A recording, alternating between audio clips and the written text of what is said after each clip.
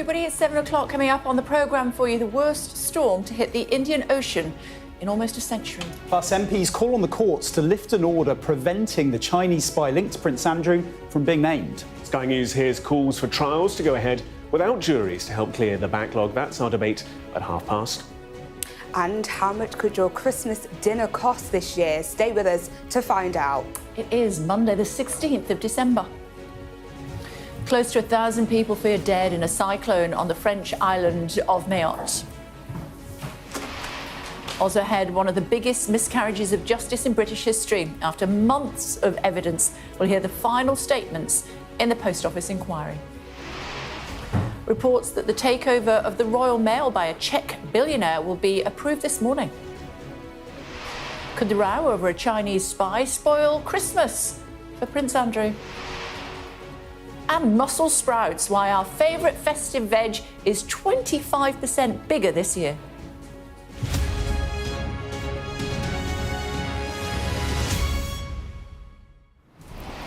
Morning, everybody. There's a major rescue operation underway on the French island of Mayotte in the Indian Ocean, where it's feared a cyclone has killed close to 1,000 people.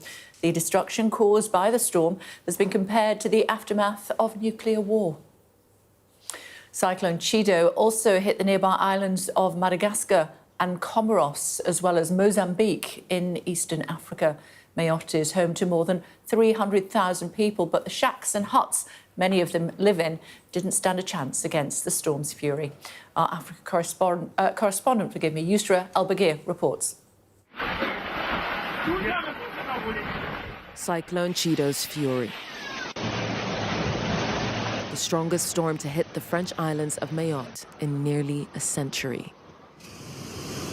Residents desperately take cover as winds of more than 220 kilometers per hour barrel towards them. Many of the neighborhoods, made up of shacks and huts, barely stood a chance. Entire communities flattened. The hunt for survivors is underway, but there are fears up to 1,000 people are dead. President Macron has sent 250 military personnel to maintain order. They joined 1,600 police officers already on the ground. 80 tons of supplies are also on the way, as the storm wreaks havoc on neighboring Mozambique.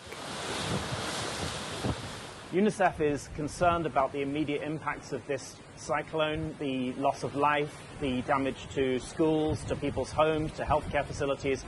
We're also worried about the longer-term impacts. Children potentially being cut off from learning for weeks on end, people unable to get access to healthcare, and the potential spread of waterborne diseases like cholera and malaria. What was already a poverty-stricken region, now with even less. The livelihoods of the vulnerable residents of Mayotte destroyed. Now, looking at those places that people up until now had called home, you can see why the death and destruction numbers are so high, can't you, Yusra? Good morning. Morning, Kay. I think what is most worrying is how little we know and how much people are cut off at the moment. So the Internet Monitor NetBlocks is saying that the heavy rain and winds have damaged telecommunications infrastructure. And we know from search and rescue that that kind of connectivity is required, is necessary to help people find each other, to speak to search and rescue teams, for them to be able to coordinate as well. So we're dealing with a situation where we know very little, where the death toll ranges from several hundreds to potentially thousands. The French Interior Ministry have said it will be difficult to account for all the victims.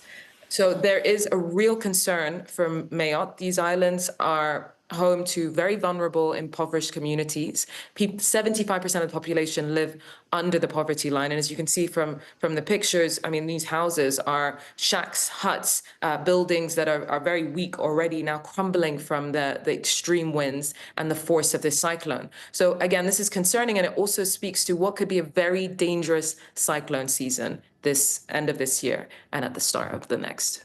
OK, for now, Yusra, thank you.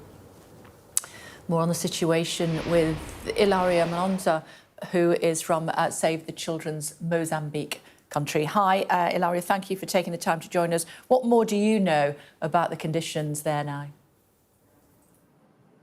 Hi, everybody. We have very limited information from Mozambique. We have some information that the cyclone has hit the northern areas of Mozambique, particularly the province of Cabo Delgado, which is the poorest province in Mozambique, and Nampula province. It's likely that the cyclone is continuing inland towards Malawi at the moment. We have very little information from our teams. Communication is disrupted. Nevertheless, we managed to account for all our staff and partner staff as well. It's important. Sorry to interrupt. I was just going to ask you how difficult it's going to be to get aid to those that need it most. It is likely to be very challenging due to logistics reasons and logistic challenges, getting into inland particularly. The roads must have been surely disrupted and devastated by the cyclone, in addition to the fact that some of those areas are also under another challenge, that's insecurity. This is the worst cyclone that has been seen in this region for a lifetime, but it's very early on in the cyclone season. I'm guessing you're very anxious about what's to come. It's actually a recurring climate-related crisis. It's not the first cyclone. We have had a far worse cyclone, Ida, Kenneth, and Fred in 2019, which killed over 1,100 people and caused billions of damages. We are yet to estimate the losses and damage of this cyclone, but likely to be equally disrupting and have hit numbers of thousands of people. We have no numbers at hand at the moment.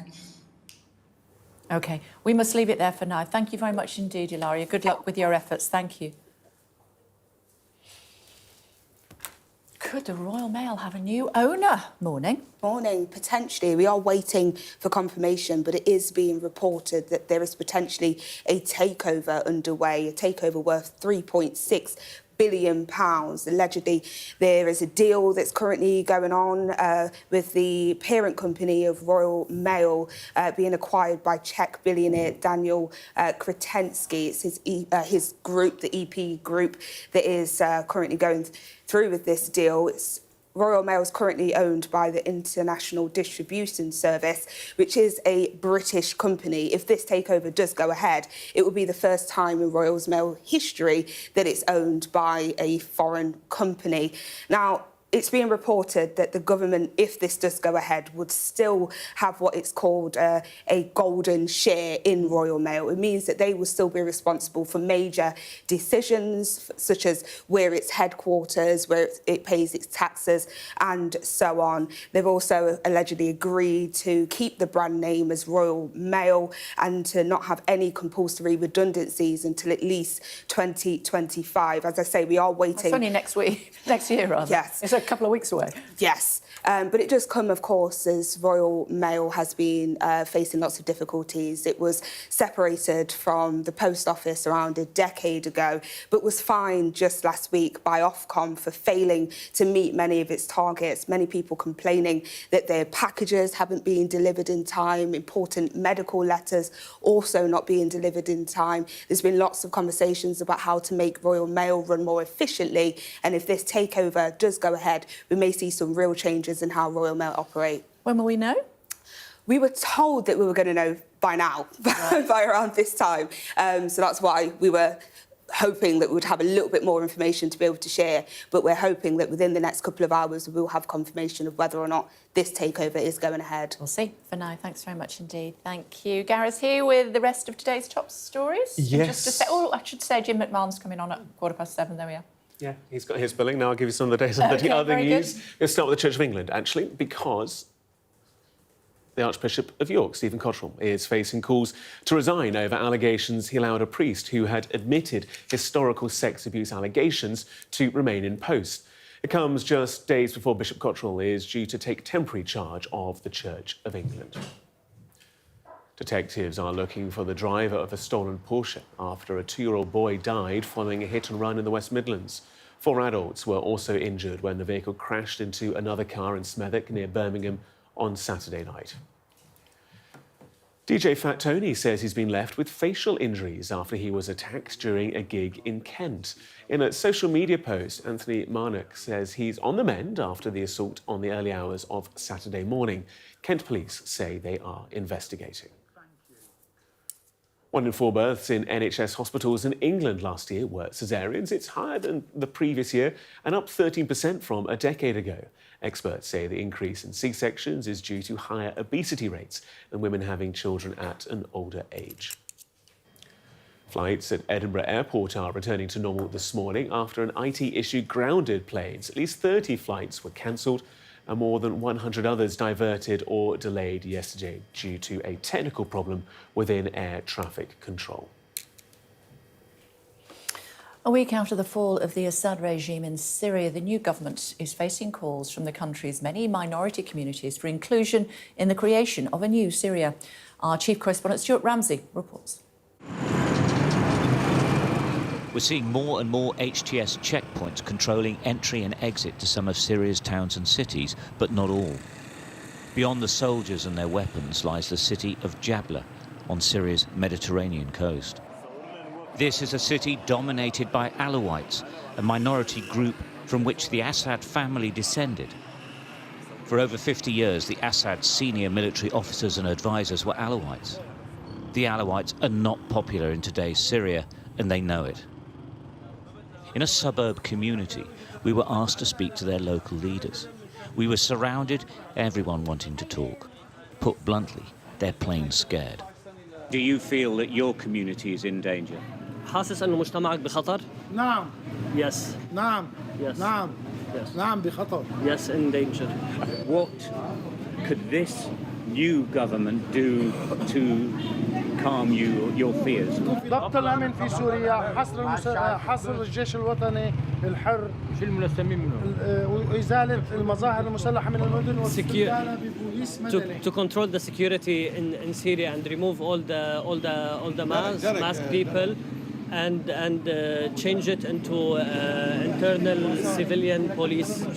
So ultimately you want to have law and order guaranteed, acknowledgement of your own rights being a minority. انتم بكون قانون وعدل يكونوا مضمونين ضمان حقوق الاقليات. ضمان حقوق الاقليات. We want the rights of the minorities to be secured. What are women worried about? شو المخاوف اللي عند النساء هلا؟ المخاوف انه ما يكون في عندنا امان، انه يصير في عندنا طائفيه فقط. We're afraid about losing security and having sectarianism. في انه ايام المجرم كان يعيشنا انه هون. During the era of the criminal, we used to live in a classist way. We want to live in security. That's everything we want. This is the most important thing, and from there we can solve everything. We just want security and health. In the centre of town, HTS patrols seem remarkably out of place, more like an occupying force. The local community say they want to be included in any new Syria. What they are saying to us is that if their human rights are respected in the same way as every other community, then they're quite happy that there's a change in leadership. For the new government, if they want to make this new freedom a success, they will have to acknowledge and protect all the minority communities in Syria. And that could be a tough test. Stuart with us now. To that end, Stuart, is there a feeling of unity developing where you are? Do you know, it actually is. I think a lot of people, including myself, thought that this could go really, really badly wrong very quickly. But it actually hasn't happened. And in fact, although there are gunmen driving around, it's quite limited. There are very few checkpoints, and this is a country that had checkpoints absolutely everywhere. People are scared about what's going to happen, but all the noises from the government are good ones about being inclusive for all of the communities that make up this country. Now, it's still very divided. There's all sorts of problems going off to the east of the country as well. But as it stands now, I'd say that after 1 week, it is in pretty good shape. It's still early. People are really grieving still about all these thousands and thousands of people who are still missing. They know that they're dead and they're trying to find their bodies. That is one side, and that's affecting everyone. But there is this general sense that Syria seems to be pulling together, and we haven't seen scenes that we've seen in the past where revolutions has been blokes with guns everywhere and shooting and all the rest of it, whereas actually here it is actually pretty calm. OK, Stuart Finay, thank you. Let's have a look what the papers are looking at this morning. The Mail says calls are mounting for the courts to unmask a Chinese spy who grew close to Prince Andrew and other high-profile figures. The Guardian adds that MPs worry the government is rushing to re-establish UK-China relations following security concerns. The Sun also adds that a source told them that Prince Andrew is now being asked to avoid the royal family Christmas party. The Times reports that its sources believe Prince Andrew should do the decent thing and withdraw from public view over Christmas. The Telegraph says economists are warning that the Chancellor's inheritance tax changes might end up costing the Treasury over £1 billion more than it brings in. And the Metro says A&E doctors have criticised NHS England's newest advice on treating patients in corridors as normalising unsafe care. Jim McMahon, Minister of State for Housing, is with us this morning. It's good to see you. Thanks for joining us. Lots to talk to you about. Let's start with who's this Chinese spy bloke that's causing ructions at the palace? Well, I certainly don't know who it is, but I certainly understand the concern, naturally, that it would raise. You know, we come into contact with a lot of very sensitive information as members of Parliament, and that information needs to be guarded very sensitively and carefully. And whenever that is breached, naturally, it raises concern in the system. So you don't know, but I'm guessing Keir Starmer knows. Well, I'm assuming that everybody within the Cabinet, depending on their security clearance, would know the answer to that question. OK, his photos in a lot of the papers, albeit blanked out this morning. I mean, you could just ask the Duke of York who he is, couldn't you? Well, in a way, there are two separate issues here. One is the identity of the individual. The second one is almost a more fundamental point, really, which is about the security of Parliament and making sure that those who have access to information have the proper screening in place, and also that when concerns are raised that they're dealt with. Now, in terms of the identity of the person, of course, that is a matter for the courts. They will make a judgment on whether the identity should be released or not. And on the matter of Parliament, you know, whether people choose to use parliamentary privilege is a matter of individual reconciliation in the end. They need to be able to justify why they've done that. There's a certain level of irony, though, is there not? China, who doesn't want anybody to know anything, this spy bloke is well known in the media there, and yet we can't show who he is. Well, I mean, that's because it's down to the courts to decide whether or not the identity of a person should or shouldn't be released. I appreciate the irony of that, though. Well, I mean, I think in a way that's a benefit of the British court system, isn't it? That it's for the courts to decide. Where should the dividing line be between royals and international business dealings? Well, any government, whether it's the Labour government today or the Conservative government previously, approaches a relationship with China with eyes wide open.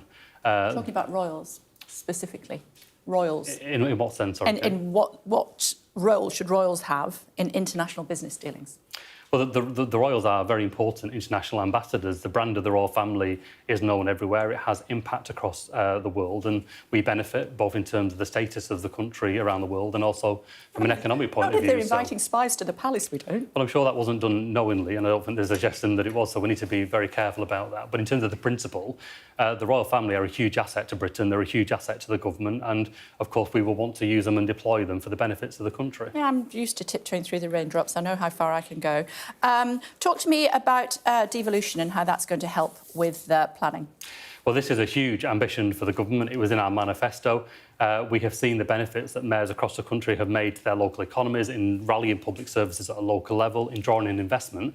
And we want now for the whole country to realise the benefit of what that mayoral combined authority can bring, but also what empowered local government can bring, because we recognise that we need to repair the foundations of local government. We need to get councils fit and ready for the fight ahead. And whether it's emissions in terms of the strategic direction or the plan for change about the outcomes that we want, we know that the way to achieve those at a local level so that they are felt in every community is through devolution and getting those powers out of Westminster. OK. And you still think you can build 1.5 million houses in 5 years? Well, that's absolutely the outcome that we want. And so is that a yes? Well, absolutely. Yeah, that is the ambition. That's why we're marshalling our mayors. That's why we're marshalling local authorities. That's why we are removing the barriers where they exist. But it's also why we want every area to have a local plan, because in the end, local voice matters. And the best way to have that reflected is through a local plan derived by the local community with their local council and put in place as their local framework. Where devolution comes into its own, and I think we have seen this, is on growth. And, you know, we need to make sure that people feel it in every community. It's OK having growth in the areas that have always done well, but the challenge that any government will have is, well, how do you get that to every single community and neighbourhood so people feel the benefits of that? And so when we talk about raising living standards, whether it's employment, skills or inward investment, this new model of devolution is absolutely critical.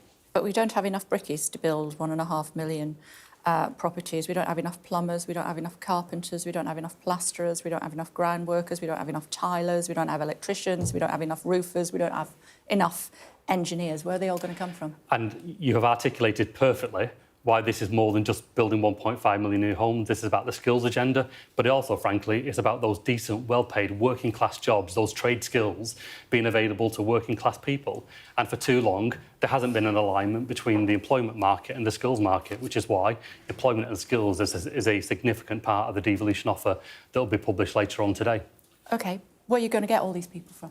Well, they are there. People are in the communities, but for too long, they have the absolute potential, but they are not given the opportunity. I know in my own town, there are people who are coming out of school who would love to be a sparky, to be a plumber, but they are not given the opportunities. And even if they're given the college place, there is a disconnect between the college and the local labour market and the employer. Having that all connected at a local level through our mayors and councils is the way that we can really achieve the 1.5 million new homes. So this is a coordination. This is coming together of all of those outcomes in the plan for change. It's about delivering on the missions, but it's about recognising that you can't pull a lever from the centre and hope that it will appear in every community in the country. You can only do that by taking power out of Westminster and Whitehall and putting it into the hands of people with a skin in the game who know their areas better. OK, so you're confident that you'll be able to fill all of those job places. Every 10,000 new homes to be built, the sector needs about 30,000 new recruits across those 12 trades that I was talking about. All of that can be filled by British workers. Well, whether it can or can't, there will always be a balance to be had. But the jobs that you mentioned there around electricians, around plumbers, around brickies, the skilled trades, the trades that make stuff, that build stuff, that give a quality of life and pay well, are the jobs that working class kids coming out of school, going into college, should see as a future career for themselves. Yeah, but this is within the next 4.5 years. And that's why we're building a supply chain. There is not a lot we can do about what's happened over the last 14 years. So you will bring some people in from overseas if necessary? There is not a lot we can do about what's happened over the last 14 years, but we can absolutely change course to make sure, even in the first 6 months, that we are putting the framework in place, the plan in place to make sure that British workers can benefit from those jobs. But also, you know, we're all facing Christmas now. In my own town, there are 500 kids who are in temporary accommodation who need a home to live in. I'm aware of that. And that's why the 1.5 million new homes are so important. Yes, I know, but let's see whether you can actually achieve that or not. I mean, the jury is certainly out, certainly amongst the house builders. Will you be ruling out bringing in people from overseas to help build those properties? Well, there'll be a balance. There will be some overseas workers required, and they've always been, by the way, an important part of that. Fine. This is not about good or bad. Yeah. This is about making sure that where the opportunities exist, that working class kids coming through school and coming through college have the access Minister, to those decent, well-paid, skilled jobs. Yes, that's the plan. You've said that, Minister. Would you be satisfied with a Czech billionaire buying the Royal Mail? Well, obviously, we're still waiting for confirmation of a market confirmation. Wasn't my question. In the end, this is about communities, it's about the workers, and it's about the British national interest being maintained. I'm not going to preempt conversations or statements that will be made later on. Would you be satisfied with a Czech billionaire buying the Royal Mail? As a point of principle, providing that the community interest in terms of the universal service obligation was in place, in terms of workers and making sure that their pay, their terms and conditions are honoured in the way that they need to, and in terms of where they're headquartered and what the national interest is, all those matters will be subject to consideration by the Business Secretary, and you know, when the time is right, a statement will be made. Redundancies as early as next year? Well, I'll leave that for the Business Secretary to outline further, but the principles, the building blocks of whatever an agreement should look like, I've been very clear about. OK. Final submissions at the Post Office investigation this week. Do you know when we can expect Sir Wyn Williams to publish his conclusion? I'm not sure on the publication date, but I can say that the level of urgency is absolutely clear on this. For those who have been denied justice for such a long time, who've had their livelihoods absolutely destroyed, they want justice and they want it now. So we'll wait for that to come. It may be another 3 or 4 years before they get compensation. This has just taken too long, hasn't it? Well, it's a matter of fact that it has taken too long, and it's about pace now. We're making sure that those compensation payments are made as soon as possible. Every MP has got examples of postmasters who were badly treated by the post office, who were the victims of an absolute scandal and who want justice. So we are all pushing to get that done in the right way, but it's got to be done in the right way with pace. Surely some people deserve to be in jail. Well, I mean, that's a matter for the criminal justice system and for the courts.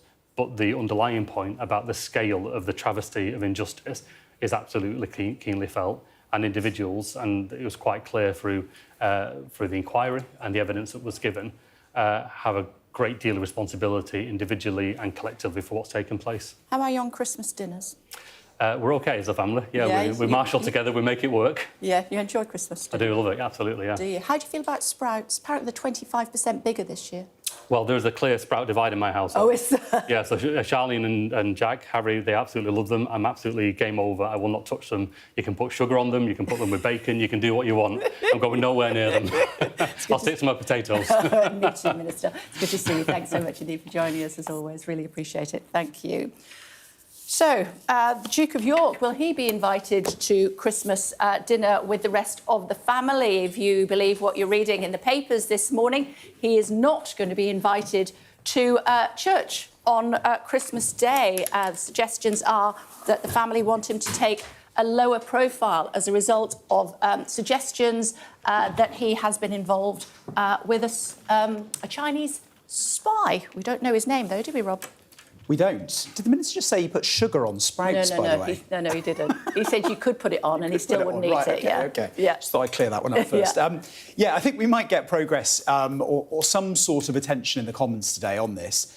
There's a push for a debate on it from Ian Duncan-Smith, prominent China skeptic. But what we've also heard from Reform is that they may well get one of their MPs to name this guy in the Commons under parliamentary privilege. Which means that they can't be prosecuted. Exactly, yeah. It's the sort of thing that we saw when there were various super injunctions flying around. Someone can stand up in the Commons, say something that they wouldn't be able to say outside. And then we chase after them and get them to try and say it outside. Yeah, which of course they won't. Yeah, exactly. But then, and then there are frantic phone calls to lawyers happening in newsrooms around the country as we figure out how far we can go repeating it as well. But as you pointed out to the Minister, I think what MPs have put their finger on is this sort of irony that this name is floating around in the Chinese media in a country with significant restraints on freedom of expression, and yet court orders over here block publication of the name here.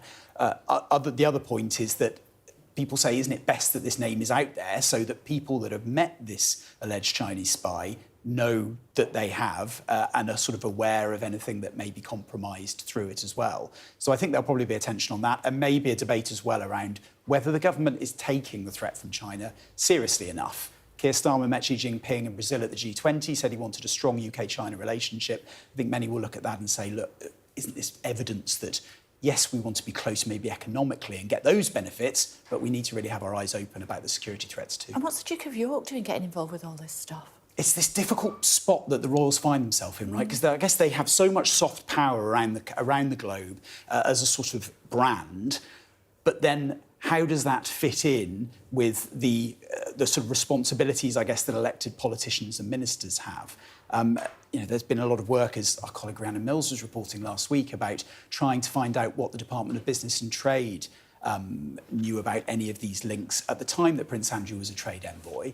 But those requests get batted back because it's essentially this is a royal and we can't say anything about it. So it's that difficult middle ground where politicians are trying to take advantage of the brand of the royals, but in doing so maybe expose themselves if there are misjudgments that appear to have taken place, as in this case. OK, we'll see how it develops for now. Thanks very much indeed. Thank you. Still to come on The Breakfast Show for you here on Sky News Monday morning.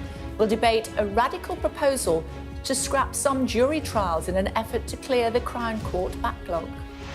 And we'll hear from the man who's reported on the post office scandal for more than a decade, as closing statements are set to begin later on today.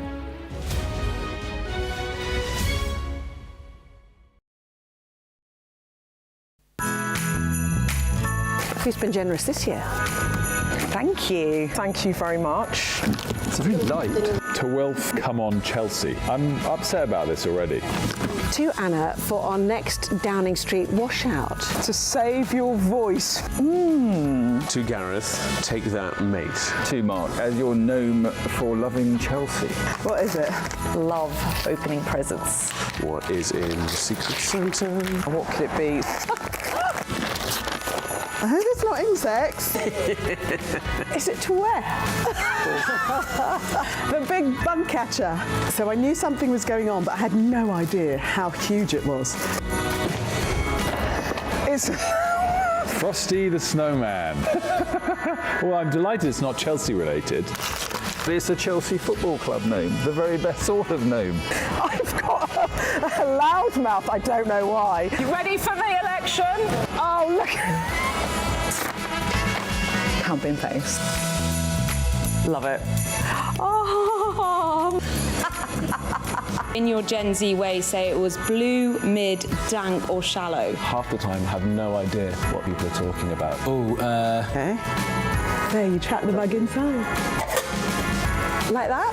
This is what I've always wanted. This is very, very cool. Perfect for mulled wine, just the right size. Honestly, who thought of this? I really like it. It kind of looks a little bit like me as well. It's very, very kind of you. Beth Rigby, Sky News. Me and Count Binface there, panel and Count Binface. There you go. Happy Christmas and Merry Christmas. Merry Christmas. A very Merry Christmas. From me, Gareth Barlow, and from him, Gary Barlow, a very Merry Christmas. Dad? Cheers. A Chelsea gnome it is. Happy Christmas. I would quite like it. Play Sky News. From the Sky News Centre at 7. Now that you're up to date, we can go into a bit more detail. Things can change incredibly quickly. Taken by surprise. Have you ever known a moment like this in British politics before? Yes. Cheers. We'll start with breaking news. Let's get the latest on the ground. So, by the end, we'll hopefully all understand what's going on in the world just that little better.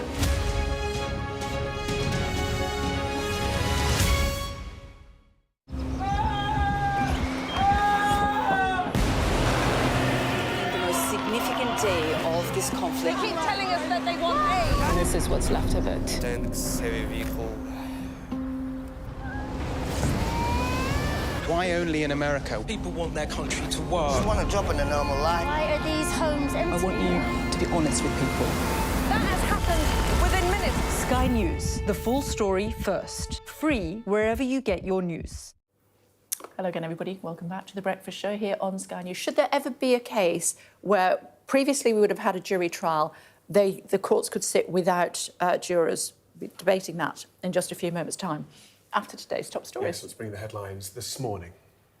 It's just coming up to 7:32. Our top stories: hundreds of people are feared dead on Mayotte in the Indian Ocean after Cyclone Chido ripped through the French territory. Hearings in the Post Office inquiry are in the final stages, with closing statements beginning today. The takeover of Royal Mail by a Czech billionaire is expected to be approved this morning. And MPs will raise concerns this week over the threat of Chinese infiltration after it emerged that an alleged spy formed links at the heart of the British establishment. The suspect said to have become a close confidant of the Duke of York. So, is reducing the number of jury trials a good idea? Joining us is Sam Fowles, barrister and author, and Wendy Joseph, author and former Old Bailey judge. It's good to see you both. Thank you very much indeed for joining us. Should we reduce the number of jury trials? Well, we've got to do something, is the answer, because we're in a mess. But whether this is the answer is another question altogether.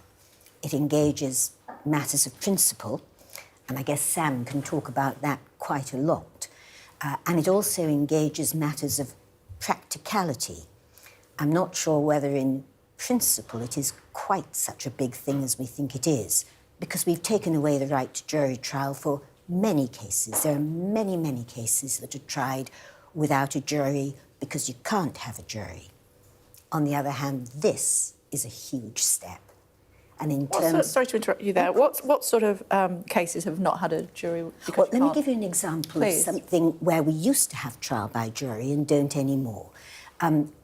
Criminal damage used to always have a right to choose to be tried by a jury. And then the law was changed many years ago so that if the damage caused was less than a certain value, you couldn't. So there are things where you don't get that right now. We do already accept that it needs to be a case of some importance. Sometimes we use the word gravity, but something significant. The idea now, of course, is that we're going to cut out an... Sorry, that's not quite right. The idea is we may be going to cut out an awful lot more. And given the size of the problem, we really would have to be cutting out a lot to make a significant difference. You're nodding, Sam. Yes, I think the size of the problem is the really important starting point, because we need to come at this understanding how the problem began. And this isn't a problem that began with the courts, it's a problem that began with politicians. Politicians have cut the funding for the justice system in real terms by 30% since 2010. Now, the justice system makes up about 0.2% of the national budget. That's about 2.5 billion. If it had kept up with the same level of funding as other areas, kept up with inflation, you'd have an extra 3.5 billion every year to spend. So the reason we're in this situation and the reason we're now having to look at these really fundamental changes is because politicians made a deliberate decision to underfund justice for a long period of time. So the reason we have a backlog is because they closed courts. The reason we have a backlog is because they didn't recruit enough judges. And in fact, for a few years before 2018, certain types of judges just weren't recruited at all. And so I think it's really problematic to be talking about removing something that is, even if it's a small array of cases, a fundamental right and a bedrock of our justice system because of bad political decisions that were made by politicians. But you do, so on the principle of whether or not you should be allowed to have a jury to decide your fate or not, your view is? Within certain serious offences, and when we talk about serious offences, we're talking about things like drugs trials, for example. And so these are what has been termed in this debate these intermediate offences, which is a fairly new concept. Things like drugs trials are these intermediate offences that may now be tried without the right to a trial by jury. Now, that may seem like it's not as serious as murder. But if you are the victim, or if you're accused, and certainly if you're wrongly accused, that's pretty much as serious as it gets. And having the right to be tried not by a single person, but by a group of your peers is, I think, still really fundamental, not just to ensuring a fair trial, but to ensuring that we all see it as a fair trial as well. Yeah. What's the downside, in your opinion, to removing certain jury trials? Well, apart from the principle, if one can put aside the principle for just a moment, I think in practical terms, nothing really has been suggested that one can be sure will make a big difference.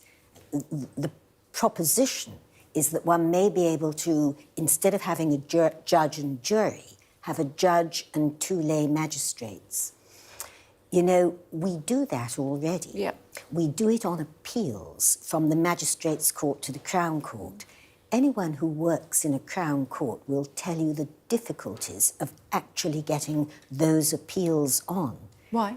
Because we don't have a limitless number of JPs who are volunteers, who are not paid to give up their time for days and days at a time. And appeals from the Magistrates' Court usually don't last more than a day, but many of these trials that are now being spoken about will last 3, 4, 5 days. I think there will be practical difficulties here in achieving what is aimed at. I think the other really important aspect of principle is that juries are allowed to make their own decisions. And this is a really important bulwark against the power of the state. And we've actually seen that in recent years, where prosecutors have taken cases that align with the political views of the government. And we particularly see that in protest cases. Okay. And juries have had an an option, and there's been a legal option both ways, both of which are sound in law, and juries have chosen essentially the more liberal option in, like, for example, in the Colston 4 case, in saying, look, we think peaceful protest is something that can exist within the law, and we're going to make a decision accordingly. And jury trial has, for a very long period of time, been that sort of bulwark against the overreach of the state in political affairs as well. If this doesn't go ahead, given the backlog of cases, what do you expect to happen? Look, we can't stay where we are. That we are in a mess. We have to do something. And I think it is perfectly plain now that we can't cut our way out of this problem. We've got to spend our way out of this problem. We've got courts, it's just that so many of them can't be used because they are in a terrible state. We've got judges, but so many of them are not being used because the government says we can only have a certain number of days sitting. It may be that if we don't take this option, we just have to take a deep breath and put our hands in our pockets and spend a bit to try and sort all of this out. It really is only a bit, though, actually. If you look at the amount, the sort of amount you have to spend to, say, double the court's budget, is less than the amount we lost over COVID fraud. So in many, you're looking at sort of 0.1%, 0.2% of the national budget. I think that is actually a pretty good price to have a justice system that people can rely on, rather than moving away from these sort of fundamental principles that guarantee that when you come up before a court, when the state has accused you of doing something really awful, you know that you're going to get a fair shot at being heard one way or another. OK. It's good to speak to you both. Thank you very much indeed for explaining that to us. Really appreciate it. Thank you. Just want to bring you some breaking news that's just reaching us here at Sky Centre. It relates to the Royal Mail and its takeover. Sky News understands that the takeover by the Czech billionaire Daniel Grodzinski and his EP group will go ahead in a deal worth more than £5 billion in total. The current structure of the company will be retained for 5 years and the government will retain a golden share, so any changes will require approval, and there'll be no change to the universal service obligation, which means it costs the same price to send a letter anywhere in the UK. Which is a lot of money. Still to come on The Breakfast Show for you here on Sky News. The author of The Great Post Office Scandal will be here as the inquiry into the fiasco starts hearing closing arguments today. And we'll assess the damage from Prince Andrew's links to an alleged Chinese spy.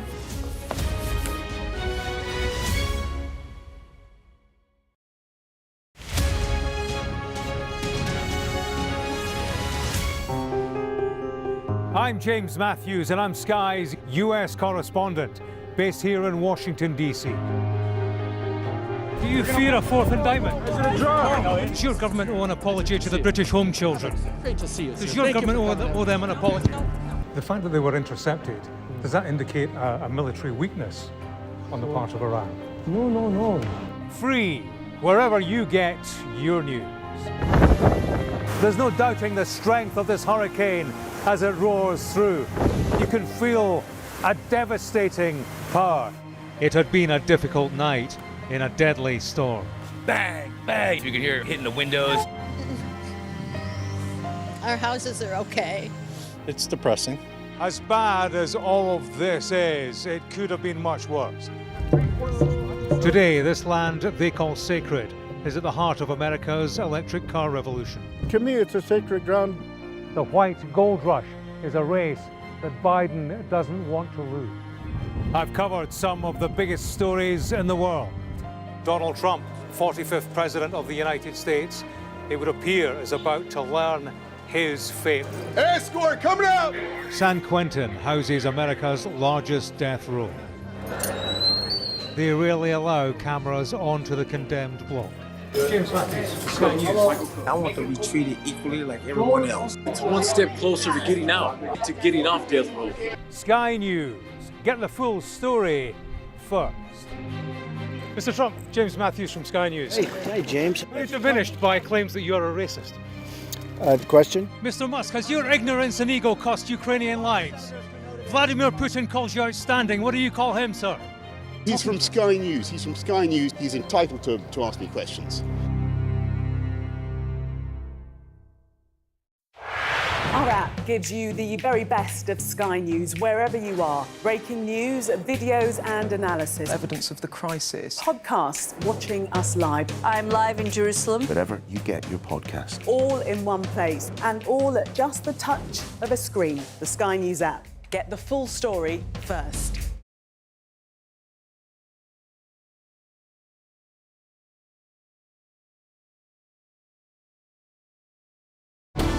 Jubilation in the streets, while some emotional.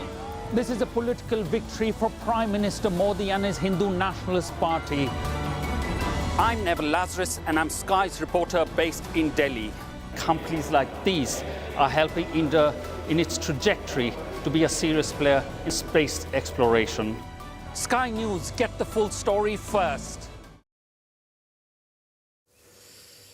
So let's talk about the Post Office inquiry finally coming to an end. Nick Wallace is here, author of The Great Post Office Scandal.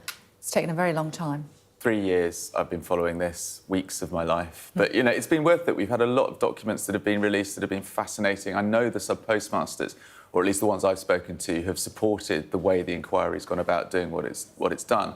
But it's all now eyes on the final report and whether it's actually going to have any effect. When will we see that? No idea. I'd be very surprised if it came out before March, because I imagine that Sir Win Williams, the retired judge who is chairing the inquiry, will be pointing the finger at certain individuals. They have a right of reply, this Maxwellisation process that they call it, before the report is published. So that could then add weeks, perhaps months, to actually getting the report out. But I'd like to see it come out before summer next year, because the problem is so many sub-postmasters are coming to the end of their lives. Some are dying before they get redress compensation, and some may die before they even see the conclusion of this report. So Win Williams has said that. He understands the need to get this report out as soon as possible, but obviously it's got to be done properly. And I can't remember the surname of Lee, who... Castleton. Yeah, what a great guy. And he's really kept it together throughout. He was made bankrupt, wasn't he? He had to pay the High Court costs, £300,000, and he still hasn't had any money, like many of the 555. I believe he's had an interim payment quite recently, but he is still waiting for his final compensation. That was what I understood from his interview on Saturday. No. He's had an interim, but he's still waiting for the compensation which will allow him to draw a line under this. He's had a High Court judgment against him, the one that made him bankrupt. That potentially needs to be set aside before he can properly get full and proper compensation. And it just seems to take forever. I mean, everything involves lawyers. Lawyers slow it down, they bog it down in detail. Now, there may be very good reasons for it, but it does seem to most ordinary people. And the people on the other side, I've heard government ministers say, we need to get this compensation out of the door. The Treasury have put aside the cash, but the whole process just seems to be designed to be attritional for the lawyers involved to litigate every single point, when surely expediency would be the best way of doing it. What were some of the standout moments for you from the inquiry? Well, Paula Venos, earlier this year. I mean, there was an element of theatre about it, but this was the first time that she had ever spoken about the Horizon IT scandal. I was trying to get interviews with her for more than a decade whilst she was in office as chief executive of the Post Office and subsequently, and she just simply refused. So this was the 3 days of questioning where we really saw her put on the spot, and you could see how she couldn't cope. She was out of her depth. She was out of her depth at the inquiry, and she was out of her depth at the time, and I think it was very telling. Yeah, I think the tears were ill-advised, especially given the people that were in the audience. Well, it was a little bit self-regarding, wasn't it? Without this understanding, seemingly, of the damage that had been done to so many people. They weren't tears for the sub-postmasters, they were tears for herself. And I think she didn't do herself any favours. But Alice Perkins, her boss, the former chair of the Post Office, again, someone who was castigated in a report commissioned by the inquiry into the level of corporate governance at the Post Office, she had come in for an awful lot of criticism and just didn't seem to really understand what she'd done wrong when she was under questioning at the inquiry. We've seen a parade of people with this extraordinary capacity for failing to recognise what they were personally responsible for.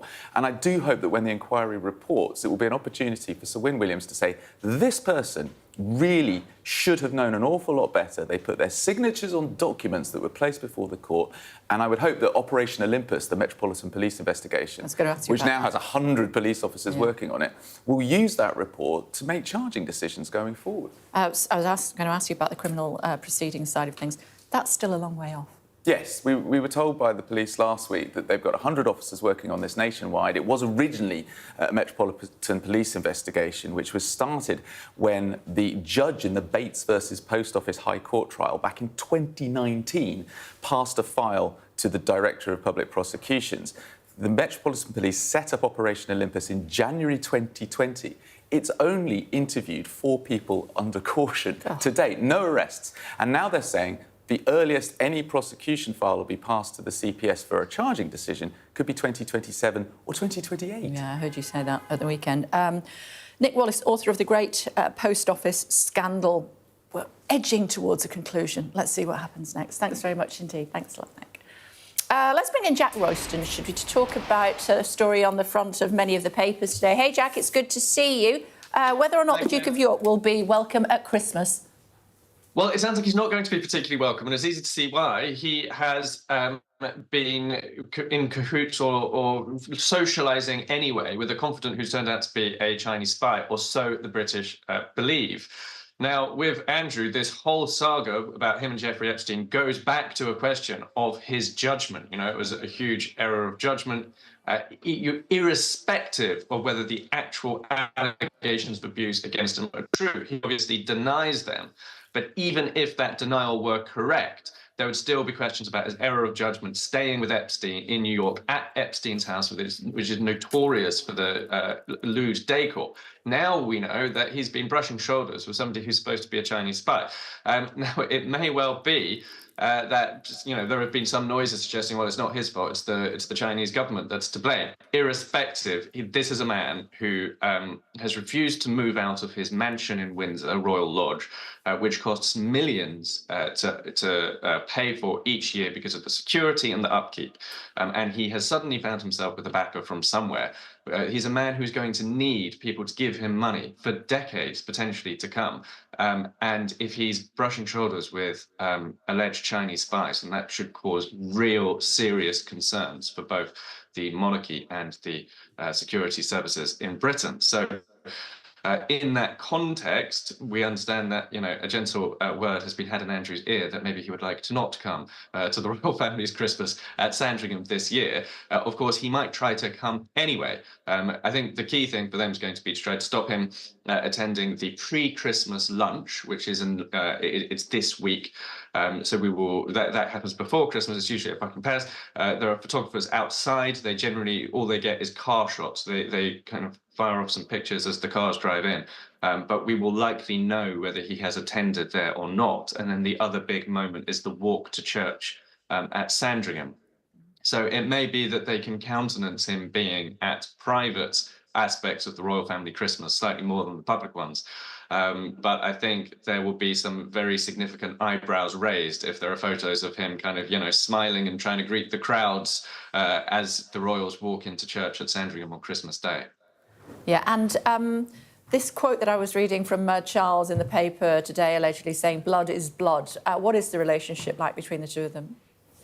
Well, I mean, it's had its tensions over the years, going back decades. I mean, we talk a lot currently about Charles's kind of plans to slim down the monarchy. It actually dates back to the 1990s when Andrew was one of the people who Charles was trying to slim out of working royal duties, and also particularly his daughters. Andrew fought back then to keep his place in the royal fold and succeeded. But obviously, Beatrice and Eugenie have not been working royals in the way that Harry and William are. And so there has at points been some bad blood. But as has been reported, you know, blood is blood. And Andrew will always be Charles's brother. But Charles's line on Andrew has got much tougher recently, and he has now cut off all private funding for Andrew from himself. So which means that Andrew has kind of been on his own financially. But it's a tightrope walk, because if Andrew gets too desperate, then it raises all kinds of questions. Where is he getting his money from? Is he going to do a memoir like Harry's to try and raise some money? Will he wind up suddenly on television in China, advertising milk? Will he? There's even suggestions that he might move to the Middle East. These noises coming out of the government of the United Arab Emirates that he might perhaps move to somewhere like Abu Dhabi, and that he might even have at some point pitched himself as a potential representative in negotiations with the West over energy. So can you imagine, Kay, British diplomats having to sit down with Prince Andrew representing Gulf states that they're negotiating with?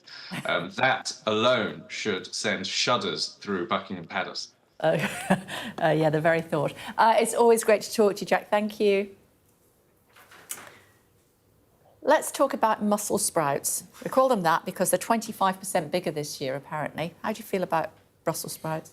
I don't mind a sprout or two, but I only ever really eat them over Christmas, which I think accounts for most of the British public, I would say. I had a sprout salad at the weekend.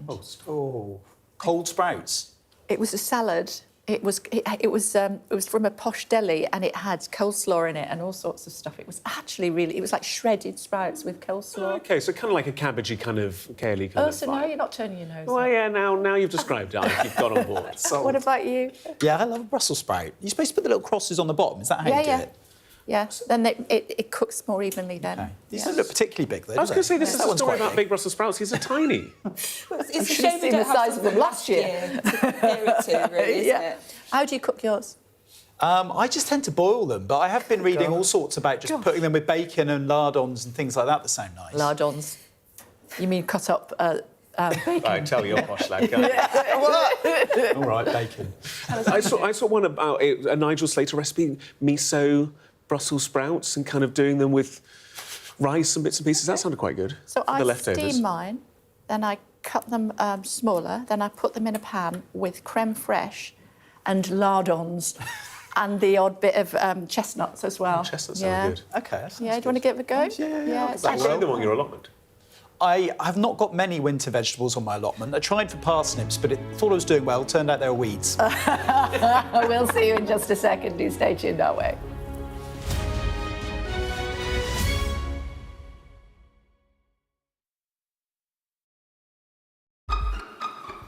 We've got your Sunday mornings covered.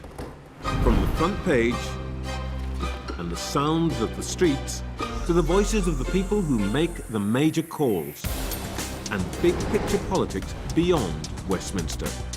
We'll put you at the heart of our story. A new start to Sunday.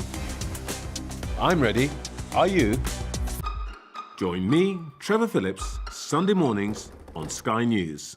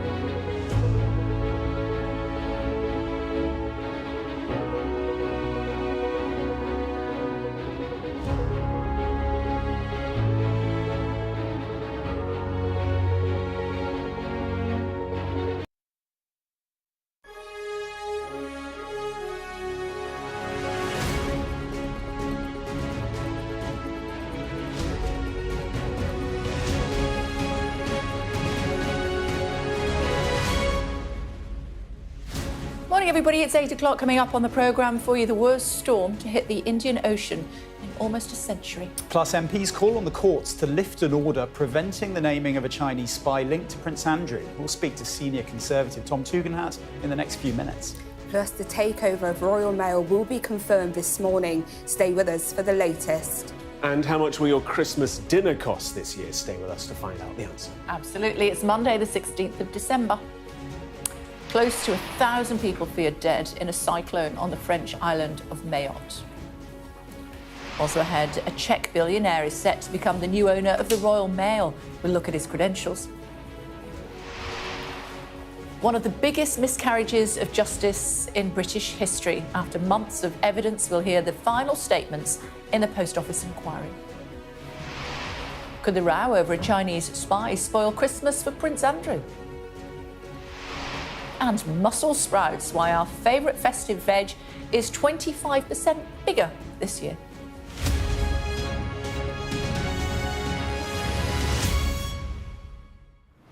Good morning, everybody. There's a major rescue operation underway on the French island of Mayotte in the Indian Ocean, where it's feared a cyclone has killed close to 1,000 people.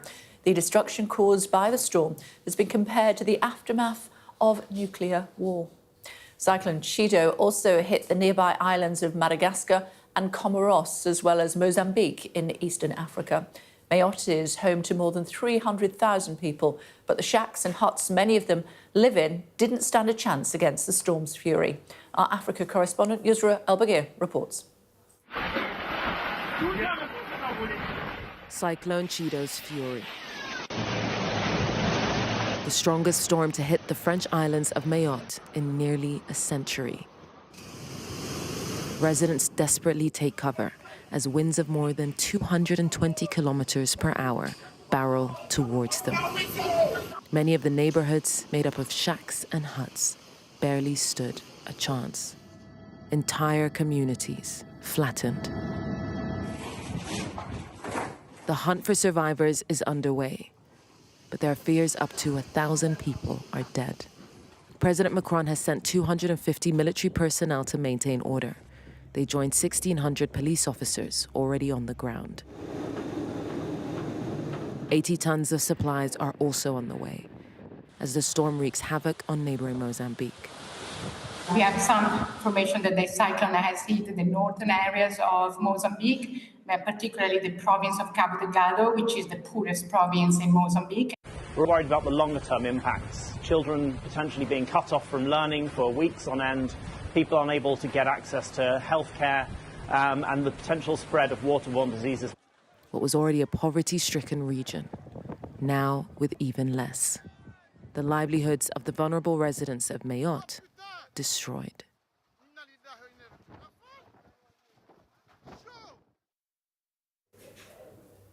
I'm going to be chatting to Yusra in just a second after that news overnight that at least 1,000 people have died as a result of that hurricane which has hit the island of Mayotte. Up to 1,000 people dead, but we were hearing from Yusra in the last hour that potentially that death toll could rise still further. And that, Yusra, is because it's difficult to get any news from the island at the moment. Exactly, Kay, and I think that's what's so scary. You've got so many people who could have been affected, who are likely to have been devastated by this cyclone. Just based on the photos we're seeing, the videos are shocking, and it's people who live in shacks, who live in huts, who live in structures that won't be able to withstand the 220 kilometer per hour winds. This is a really strong cyclone. We haven't seen anything like it in the Mayotte Islands in close to a century, as you said, and I think that really speaks to how much people are contending with right now. The fact that the range is so broad from hundreds to thousands, I think is what's so terrifying, especially with the fact that so many people in Mayotte live under the poverty line. 75% of people live under the poverty line. We've got search and rescue underway. France has deployed 250 military personnel. That 24-hour window, as we know, with natural disasters is so critical to rescuing as many people as possible. So we will have to wait and see. We're waiting to see what comes out when comms are back. And just based on what we're seeing, it's not looking good. OK, for now, thanks very much indeed. Thank you. News from back home now as it relates to the Royal Mail. Morning. That's it. Sky News understands that there could be a massive takeover being announced today, and if it does go through, it would mean the first time that Royal Mail is under foreign ownership. So Sky News understands that Royal Mail could be taken over by Czech billionaire Daniel Kretinsky. It means that his group, the EP Group, would have ownership of the company. The deal is estimated to be worth around £5.3 billion, including some of the debt that Royal Mail has acquired. Now, reportedly, this is an agreement that's been discussed since May earlier this year, but it was subject to a review under national security laws, as Royal Mail is considered vital national infrastructure. This is something that we've actually heard Labour speak about. We have a clip from Jim McMahon, who spoke about this very issue, about how safe it could be if a takeover does happen. Providing that the community interest in terms of the universal service obligation was in place, in terms of workers and making sure that their pay, their terms and conditions are honoured in the way that they need to, and in terms of where they're headquartered and what the national interest is, all those matters will be subject to consideration by the Business Secretary, and when the time is right, a statement will be made. Now, in terms of details of the deal, we are waiting for confirmation, but we do have some of the details I can share with you now. So the government would still retain what it calls the golden share. It would mean that it would require government approval to change things like headquarters, the firm's ownership, as well as its tax residency as well. Workers will also apparently get around a 10% share of any dividends paid out to Kretinsky. And the idea of this universal service obligation will remain. So what this means is the Royal Mail is obligated to deliver letters at least 6 days a week and parcels between Monday and Friday. That will continue under this deal. It's being reported. But of course, this comes as Royal Mail has faced lots of financial difficulties. About 10 years ago, it separated from the post office, but it's experienced lots of losses since then, financial losses, and also many service users complaining about the service, the idea that mail is not being delivered on time and so on. It actually led to Royal Mail being fined just last week around £10 million by Ofcom. So it's interesting to see what this deal will mean for the service, Royal Mail. OK, for now, thanks very much indeed. Rest of today's top stories, Srina, here's Gareth. Yes, good morning. We're going to start with the Archbishop of York, Stephen Cottrell, facing calls to resign over allegations he allowed a priest who'd admitted historical sex abuse allegations to remain in post. It comes just days before Bishop Cottrell is due to take temporary charge of the Church of England. Detectives are looking for the driver of a stolen Porsche after a 2-year-old boy died following a hit and run in the West Midlands. 4 adults were also injured when the vehicle crashed into another car in Smethwick near Birmingham on Saturday night. DJ Fat Tony says he's been left with facial injuries after he was attacked during a gig in Kent. In a social media post, Anthony Marnock says he's on the mend after the assault in the early hours of Saturday morning. Kent police say they are investigating. 1 in 4 births in NHS hospitals in England last year were caesareans. It's higher than the previous year and up 13% from a decade ago. Experts say the increase in C-sections is due to higher obesity rates and women having children at an older age. And flights at Edinburgh Airport are returning to normal this morning after an IT issue grounded planes. At least 30 flights were cancelled. More than 100 others diverted or delayed yesterday due to a technical problem within air traffic control. Zakir Hussain, one of India's most accomplished classical musicians, has died at the age of 73. Hussain was known for introducing tabla hand drums to global audiences and collaborated with Beatles guitarist George Harrison, as well as Van Morrison and Mickey Hart.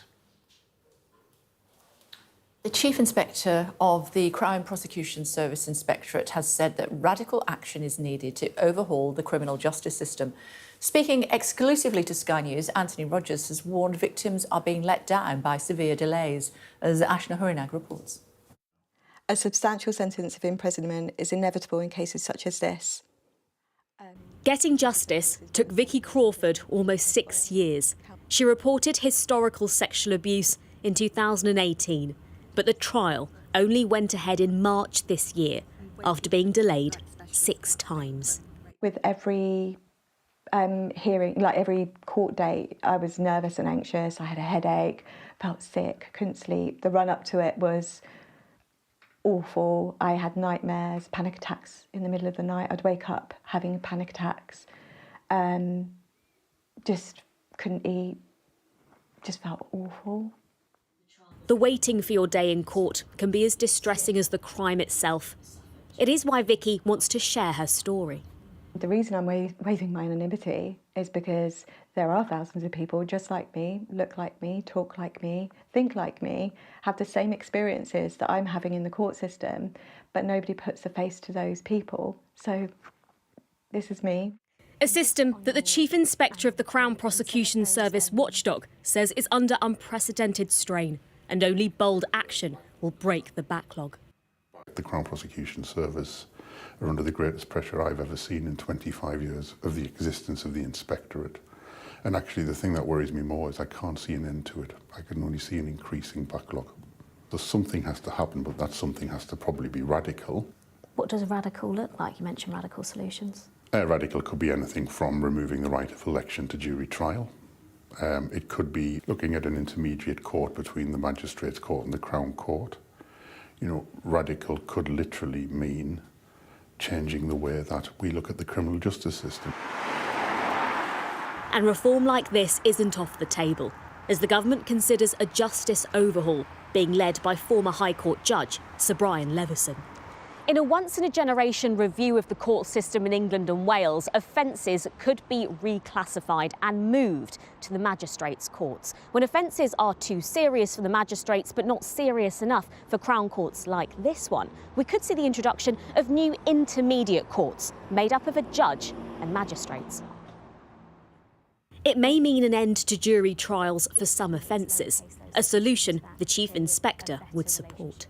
If you did that and took out 20 or 30,000 cases out of a backlog and there still has to be a court, but you could start moving cases and having a simplest cases magistrate court, more serious cases with probably a judge and 2 lay members in an intermediate court, and then Crown Court reserved for the more serious offences, rape, murder, manslaughter, the terrorism.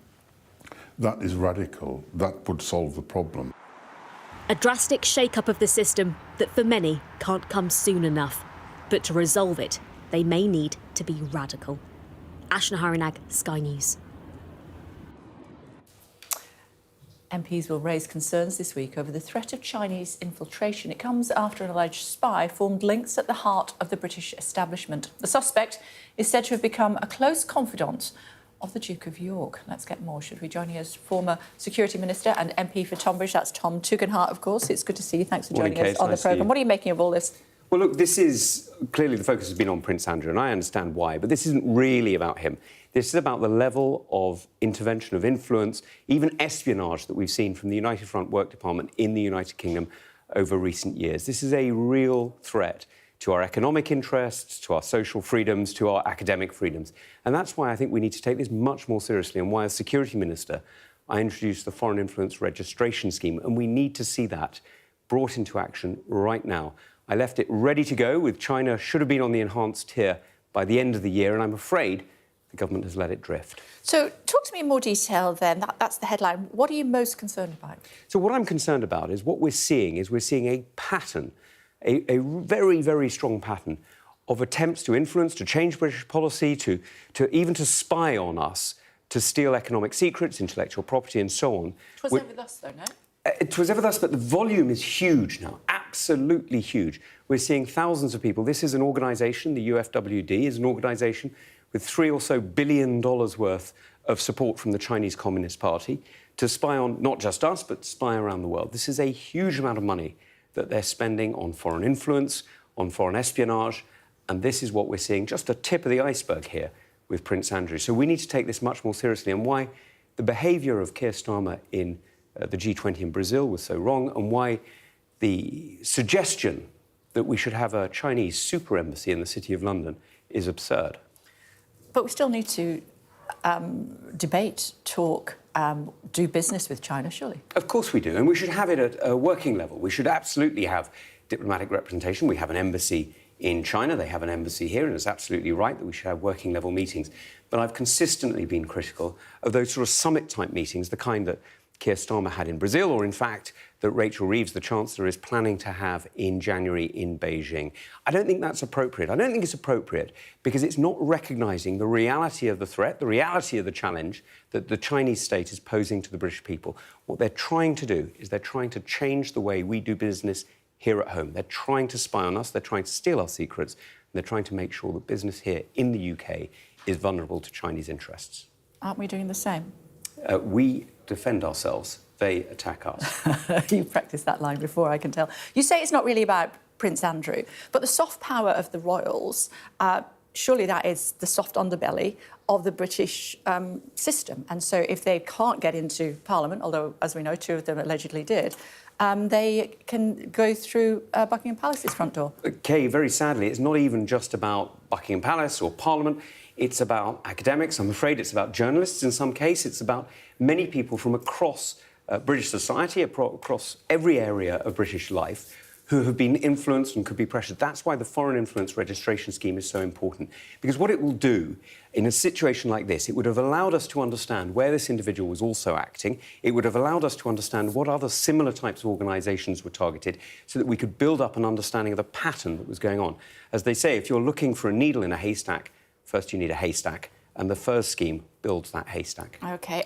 Chris Philp, who's the Shadow Home Secretary, what do you want him to do? He's referred to Chinese Communist Party influence in UK politics as organised and systemic. Well, he's absolutely right. And what Chris is doing, and a former Home Office colleague, what he's doing is he's quite rightly pointing the finger here and saying, why aren't we getting on with this? When I left as Security Minister in July, the election came a little bit earlier than I had expected. The first scheme was absolutely ready to go by the end of the year. I expected it to be introduced, in fact, before the election. I was expecting an election in November. I don't know about you, but that's when I was expecting it. Yes, I was. So I expected to have the first scheme with China on the enhanced tier ready to go before the election. That came a bit early, but it was all ready to go.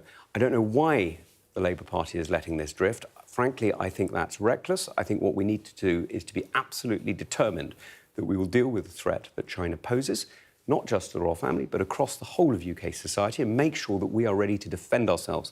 This is about protecting the British people and standing up against the threat. What kind of preparation and training is given to MPs to try to spot Chinese spies? Well, I've got to be honest, 10 years ago, absolutely nothing. Now, quite a lot. One of the things I introduced, and I worked very closely with the Speaker's office on this, was briefing sessions for parliamentarians so you could understand the kind of influence that was going on. And you'll remember that cooperation led to things, including, for example, the exposure of an individual who'd been attempting to influence Barry Gardiner MP.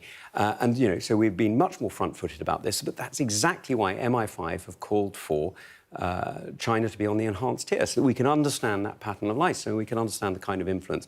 And that's exactly why I think the government really has to get on with it now. Are they a greater threat, in your opinion, than Russia? They're a very different threat, very, very different threat. So with Russia, we see much more corruption, or rather attempts at corruption of British business and British individuals. We see, of course, the attempted assassinations of various individuals, some of which could have been extremely serious. The attempted murder of the Skripals that led to the death of a completely innocent British woman could actually have led to the deaths of many, many more in what was... Litvinenko was killed, of course. Litvinenko was killed with a nuclear chemical in the UK that poisoned an entire airplane that had to be taken out of service. The Novichok that was used against the Skripals, if it got into the water supply, could have killed thousands of people. These are perhaps not acts of war, but they're certainly warlike acts. That's what Russia's doing. What China's doing is quite different. What they're trying to do is they're trying to influence change. They're trying to build up information and intelligence. They're spying on us in order to try and put pressure on British business, in order to put pressure on British politicians to change the way in which we behave. And they're trying to do that through academics as well, in order to change the debate in the way in which we talk to each other. Some suggestions that America may ban TikTok, as we know it's owned by a Chinese company.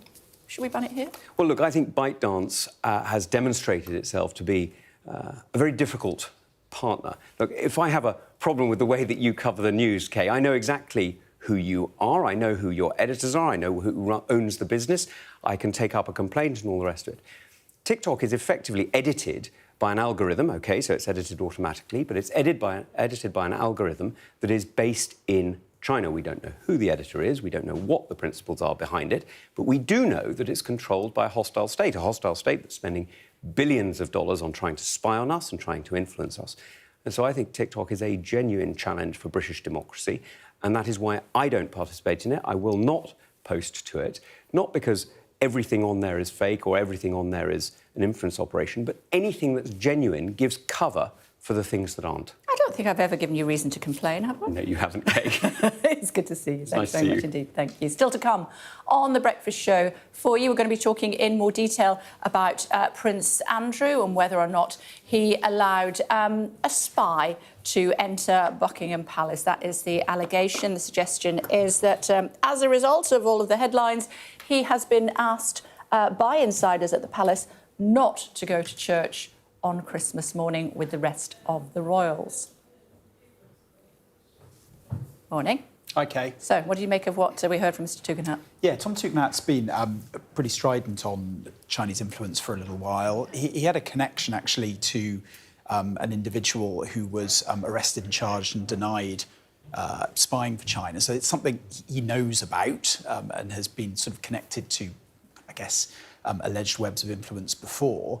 And I think what you were seeing from him there is the sort of broader political and diplomatic question that this incident connected to Prince Andrew poses for politicians. To make that point, of course, wasn't he? Yeah, and in his view, he believes that the Labour government at the moment essentially is being too cosy with Beijing. Yep. Whether it's the G20 meeting, whether it's Rachel Reeves going to Beijing next year, rumours of a possible Starmer visit to China next year as well. I guess what he didn't point out was that James Cleverly, when he was Foreign Secretary, went in 2023 to Beijing. And of course, if you think back even further to shots of David Cameron drinking pints with Xi Jinping near Chequers. Forgetting his daughter. yeah, I'm not sure if that was the same pub. Yeah, it was one of those. So I imagine what he would probably say is that that's evidence that actually there's been too cavalier approach to this for a long time, and now the UK needs to stiffen up its response and its approach. For now, thank you. Thanks very much. Let me tell you about what's happening in Syria. A week after the fall of the Assad regime, the new government is facing calls from the country's many minority communities for inclusion in the creation of a new Syria. Our chief correspondent Stuart Ramsey reports. We're seeing more and more HTS checkpoints controlling entry and exit to some of Syria's towns and cities, but not all. Beyond the soldiers and their weapons lies the city of Jabla on Syria's Mediterranean coast. This is a city dominated by Alawites, a minority group from which the Assad family descended. For over 50 years, the Assad's senior military officers and advisors were Alawites. The Alawites are not popular in today's Syria, and they know it. In a suburb community, we were asked to speak to their local leaders. We were surrounded, everyone wanting to talk. Put bluntly, they're plain scared. Do you feel that your community is in danger? حاسس انه مجتمعك بخطر؟ نعم. Yes. نعم. Yes. نعم. Yes. نعم بخطر. Yes, in danger. What could this new government do to calm your fears? ضبط الامن في سوريا، حصر الجيش الوطني الحر، شو الملثمين منه؟ وازاله المظاهر المسلحه من المدن واستبدالها ببوليس مدني. To control the security in Syria and remove all the masked people and change it into internal civilian police. So ultimately you want to have law and order guaranteed, acknowledgement of your own rights being a minority. انتم بكون قانون وعدل يكونوا مضمونين ضمان حقوق الاقليات. ضمان حقوق الاقليات. We want the rights of the minorities to be secured. What are women worried about? شو المخاوف اللي عند النساء هلا؟ المخاوف انه ما يكون في عندنا امان، انه يصير في عندنا طائفيه فقط. We're afraid about losing security and having sectarianism. في انه ايام المجرم كان يعيشنا انه هون. During the era of the criminal, we used to live in a classist way. We want to live in security. That's everything we want. This is the most important thing, and from there we can solve everything. We just want security and health.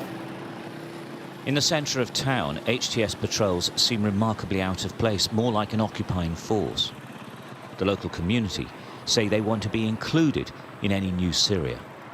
What they are saying to us is that if their human rights are respected in the same way as every other community, then they're quite happy that there's a change in leadership.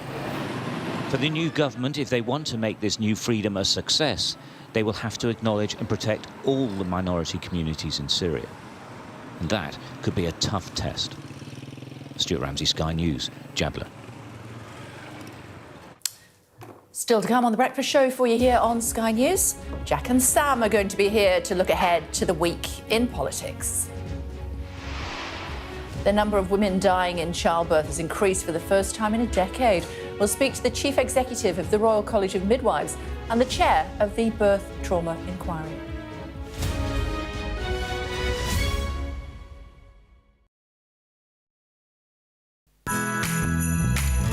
Who's been generous this year? Thank you. Thank you very much. It's very light. To Wilf, come on, Chelsea. I'm upset about this already. To Anna for our next Downing Street washout. To save your voice. To Gareth, take that, mate. To Mark, as your gnome for loving Chelsea. What is it? Love opening presents. What is in the Secret Santa? What could it be? I hope it's not insects. Is it to wear? The big bug catcher. So I knew something was going on, but I had no idea how huge it was. It's Frosty the Snowman. Well, I'm delighted it's not Chelsea related. But it's a Chelsea Football Club gnome, the very best sort of gnome. I've got a loud mouth, I don't know why. You ready for the election? Oh, look. Pumping face. Love it. Oh. In your Gen Z way, say it was blue, mid, dank or shallow. Half the time, have no idea what people are talking about. Okay. There, you trap the bug inside. Like that? This is what I've always wanted. This is very, very cool. Perfect for mulled wine, just the right size. Honestly, who thought of this? I really like it. It kind of looks a little bit like me as well. It's very, very kind of you. Beth Rigby, Sky News. Me and Count Binface there, panel and Count Binface. There you go. Happy Christmas and Merry Christmas. Merry Christmas. A very Merry Christmas. From me, Gareth Barlow, and from him, Gary Barlow, a very Merry Christmas. Dad? Cheers. A Chelsea gnome it is. Happy Christmas. I would quite like it. Play Sky News. From the Sky News Centre at 7. Now that you're up to date, we can go into a bit more detail. Things can change incredibly quickly. Taken by surprise. Have you ever known a moment like this in British politics before? Yes. Cheers. We'll start with breaking news. Let's get the latest on the ground. So, by the end, we'll hopefully all understand what's going on in the world just that little better.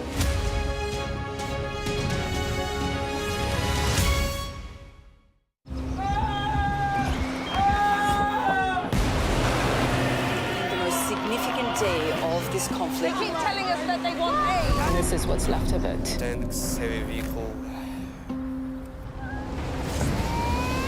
Why only in America? People want their country to work. Just want a job in a normal life. Why are these homes empty? I want you to be honest with people. That has happened within minutes. Sky News, the full story first. Free wherever you get your news. There was a fake smile there then. What was that about? He's coming specially on his day off. Can we see him? There we go. Especially on his day off for us. The first day off since August, more or less. Yes. But I couldn't resist an invitation to be here. We'll talk to you about what's on the podcast in just a second. Before that, though, all today's top stories. Yes, let's bring in headlines this morning at 8:30 on a Monday morning. Our top story is hundreds of people are feared dead on Mayotte in the Indian Ocean after Cyclone Chido ripped through the French territory. MPs will raise concerns this week over the threat of Chinese infiltration after it emerged an alleged spy became a close confidant of the Duke of York. Senior Conservative MP Tom Tugendhat's told this programme the case was just the tip of the iceberg. The takeover of the Royal Mail by a Czech billionaire is expected to be approved today. And hearings in the Post Office inquiry are in the final stages, with closing statements beginning later. Chinese spies check billionaires' last PMQs this week. Where do we start? I think with a Chinese spy, don't you think? I think we better. Keir Starmer's abroad today, and he's definitely going to be asked about this morning. This is the case that's been all over the papers all weekend.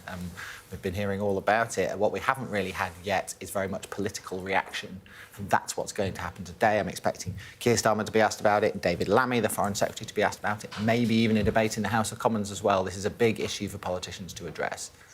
I mean, it's an extraordinary story. I was up reading the court documents for it early this morning. Essentially, this individual, known only as H6, was trying to travel to the UK, and he was stopped by the security services. He handed over his mobile phone, and all the data that we now know about was sucked off that mobile phone in, I think it was November 2021.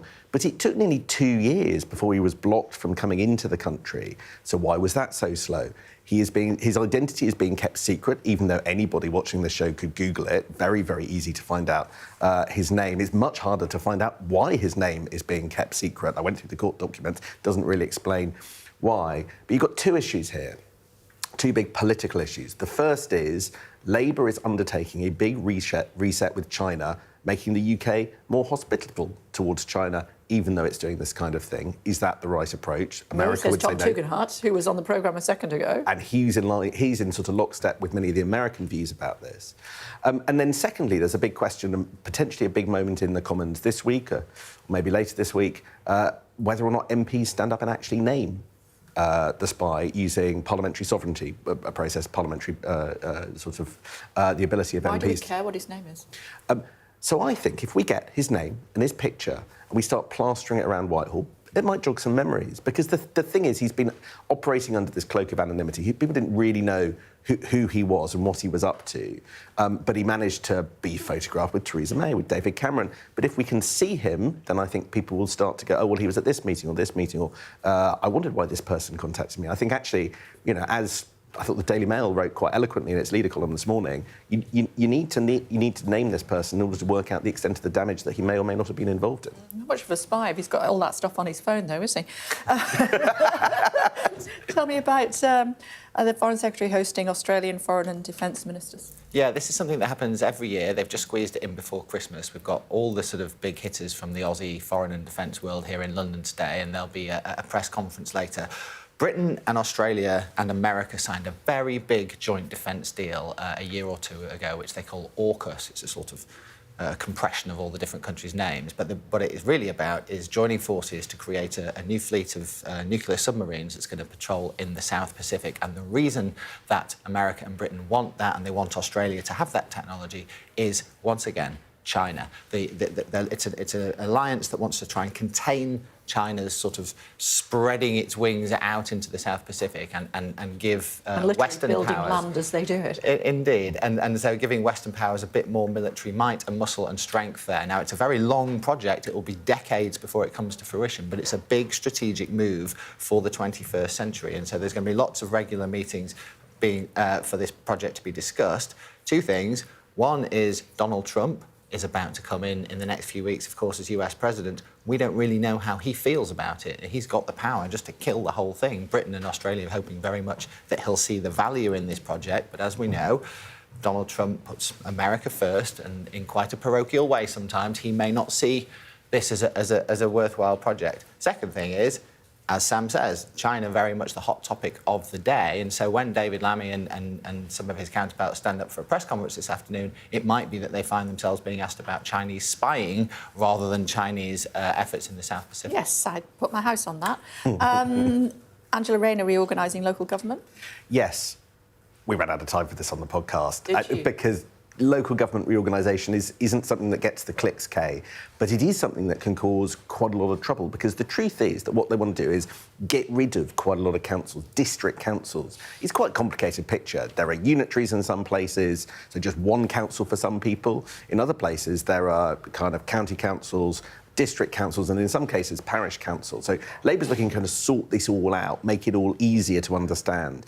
But of course, abolishing your local council doesn't necessarily go down well with locals who understand the kind of picture that they've got. So it's actually quite a high-stakes move from Angela Rayner. Now, she would say this is all about making sure that we're bringing power sort of closer to local people, trying to replicate some of the mayoral structures that Labour believe have been quite a lot of success around the country. But it's one of those things, just to bet a pound that it hasn't actually happened by the next election. You know, the minister can't really say even if there'll be elections to the councils that they might be abolishing next year, but it's not clear that they would have been abolished in time. This stuff is really tricky. There's a reason that people don't reform it. Let's see whether, when the real meat of this reform needs to go through in a couple of years' time, whether they actually still push it through. Who's going to do the final PMQs of the year? Oh, we're expecting the Prime Minister to be back for that one. He thought he'd bob in to the UK for a few hours to do it. I was just wondering, because Kemi Badenoch's not had a great start at PMQs, has she? Well, it's. I think you'd say it's been hit and miss. I'd say she's scored some punches, and she's had a few that have missed the mark as well. And I think it's always going to be like that. The real question is, Kate, does it make any difference? How many people really watch PMQs? How many people does it really filter through to? I think for a leader of the opposition, you know, it's all about like trying to convey a message to the public that you are a serious politician who's ready for government. And I think even the most loyal Tory in the world would say their party is a long way off that at this point, only a few months after such a big defeat. So I think at this point it doesn't matter that much how well Kemi does at PMQs or otherwise. I was really struck over the weekend. There was an article in Conservative Home, no less, asking about Kemi Badenoch and a leadership contest. Now, quite clearly, that's absurd at the moment because she's only been in post a few weeks. But the question they were really asking is, how does she make a mark? PMQs is one of the few opportunities where you can. I think that's got to get a bit better next year. What's happening as far as Reform are concerned? Are they making much impact in the chamber? I mean, in the chamber, not a great deal, I think it's fair to say. I don't think that Nigel Farage's strategy, such as it is for his little handful of MPs, is really to be making waves in the House of Commons chamber, partly because his analysis will be that most people don't watch what happens in the House of Commons chamber, and he probably doesn't want them spending too much time worrying about the House of Commons chamber. You know, they're not going to, in terms of votes in the House of Commons, those 4 or 5 Reform MPs ain't going to make much difference to anything. Where he wants them to be is out on the airwaves and at big events, social media, TikTok, places where they think they can get themselves in front of the public and have an outsized impact on the broader conversation. And to be fair to Nigel Farage, if you look at the opinion polls, that seems to be working, because Reform are very much polling in the same sort of numbers as Labour and the Tories, even though they've got a fraction of the same number of MPs. I think Nigel Farage is sort of mobilising his online army of particularly young men by focusing his firepower on self-generated, self-policed content. Look, you can't really hold a TikTok video to account, can you, Kay? But that's exactly what Tom Tugendhat was saying. And that's kind of the issue here.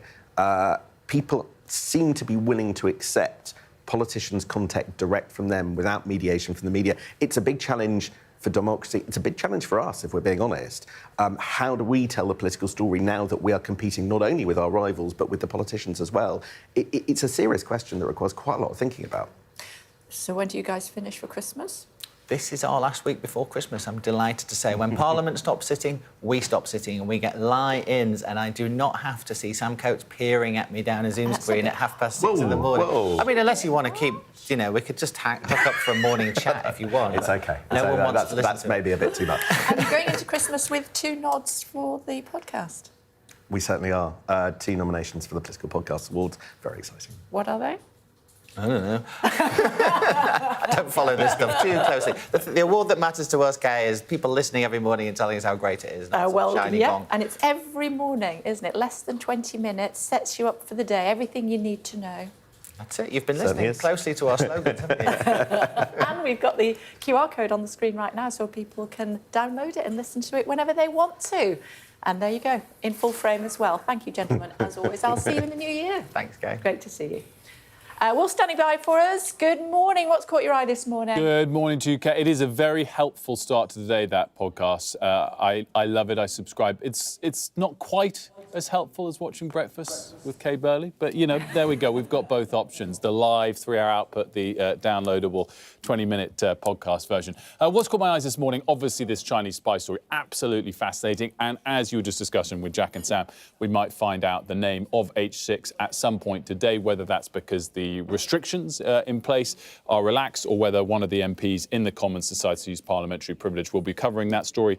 We've got Guto Harry on at 10:30 to talk about the political implications of it, which I think are perhaps more interesting maybe than the royal implications, but both angles of the story we'll be covering.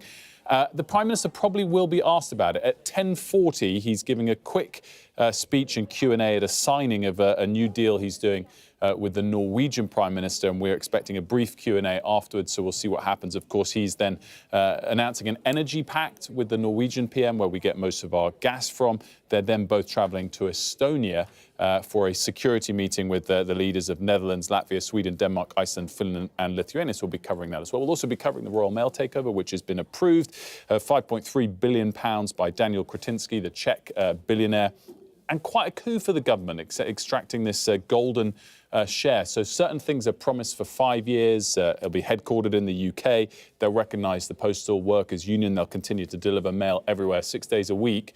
When that expires in 5 years' time, the government will have a say as to whether or not it's allowed to change. And the fact that that is included and the deal's going ahead with no change in the price that was agreed back in May, I think is somewhat of a coup for the government. And Angela Rayner's speech, 1:30 on devolution. We'll have that too. OK, for now, thank you. Thanks very much, Wilf Live from 10. Still to come on The Breakfast Show for you this Monday morning. The rates of dying during or shortly after birth have increased for the first time in a decade in the UK. We'll speak to the Chief Executive of the Royal College of Midwives and the Chair of the British Trauma Inquiry.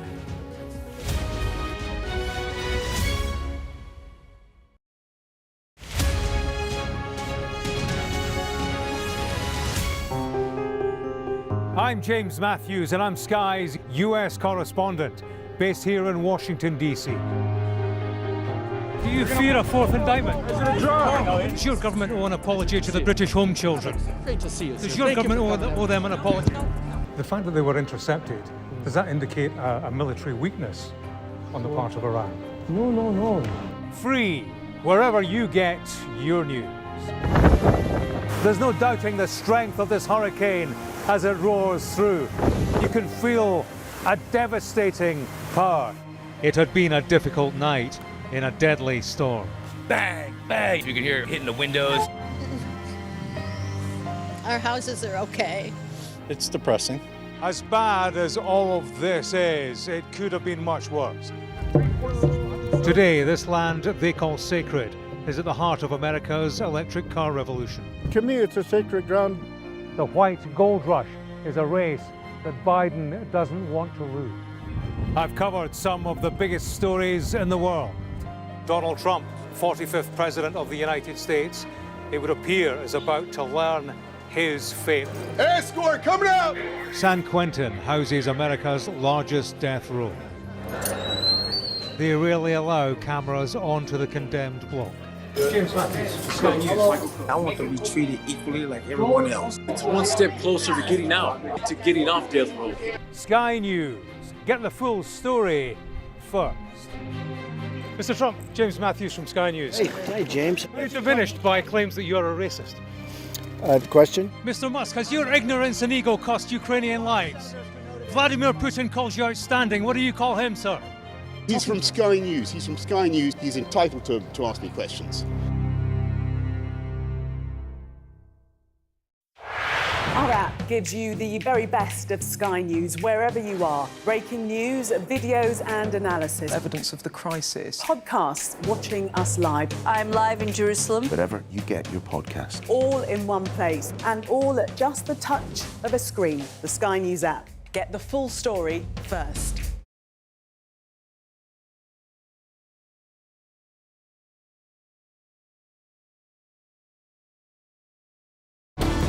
Jubilation in the streets, while some emotional This is a political victory for Prime Minister Modi and his Hindu Nationalist Party.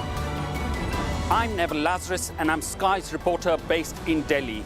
Companies like these are helping India in its trajectory to be a serious player in space exploration. Sky News, get the full story first. Hello again, everybody. Welcome back to the Breakfast Show here on Sky News. Just some breaking news to bring you. This is from Leicestershire Police. Do you remember earlier in September, Bim Kohli, the pensioner that died in hospital, having been attacked by what would appear to have been a group of young people? We're hearing, according to Leicestershire Police, that a 12-year-old girl has been charged with the manslaughter following the death of Bim Kohli. There he is. He didn't return and his wife went out to look for him. He died in hospital from his injuries shortly afterwards. A 12-year-old girl has been charged with his manslaughter. Now, the rates at which women die during or shortly after pregnancy and of babies dying within 28 days of being born have increased for the first time in a decade. Analysis by Imperial College London warns of an alarming decline in patient safety in many areas of NHS care, but particularly in maternity services. Let's get more, should we? Jill Walton, she is the CEO of the Royal College of Midwives, is with us, and also Theo Clarke, chair of the British Trauma Inquiry, a former Conservative MP. Ladies, thank you both for joining us. Jill, to you first of all, what's going on? Well, I mean, the figures are alarming and it must frighten women, and it certainly really upsets staff who work in maternity services. There's been a problem in maternity services for many years. The system, we feel, has failed women and families and the staff who work in it. And we know that there are some really good services, but actually there's a lot of work to do to put this right, because it is totally unacceptable. So what's going wrong?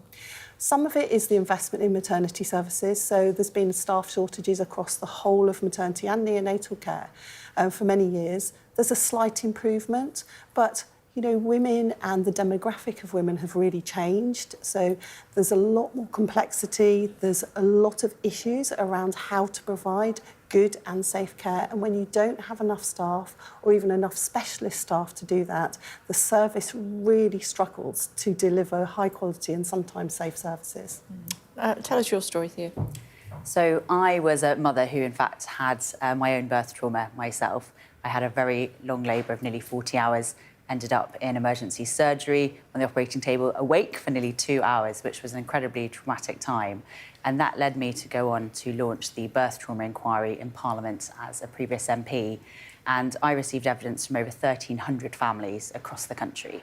And it was really shocking and harrowing to read some of the evidence of families being ignored or dismissed, or mothers having an incredibly traumatic birth, suffering from physical symptoms after birth or their mental health. So it's very clear to me that we need to do a lot more to improve maternity care in the UK.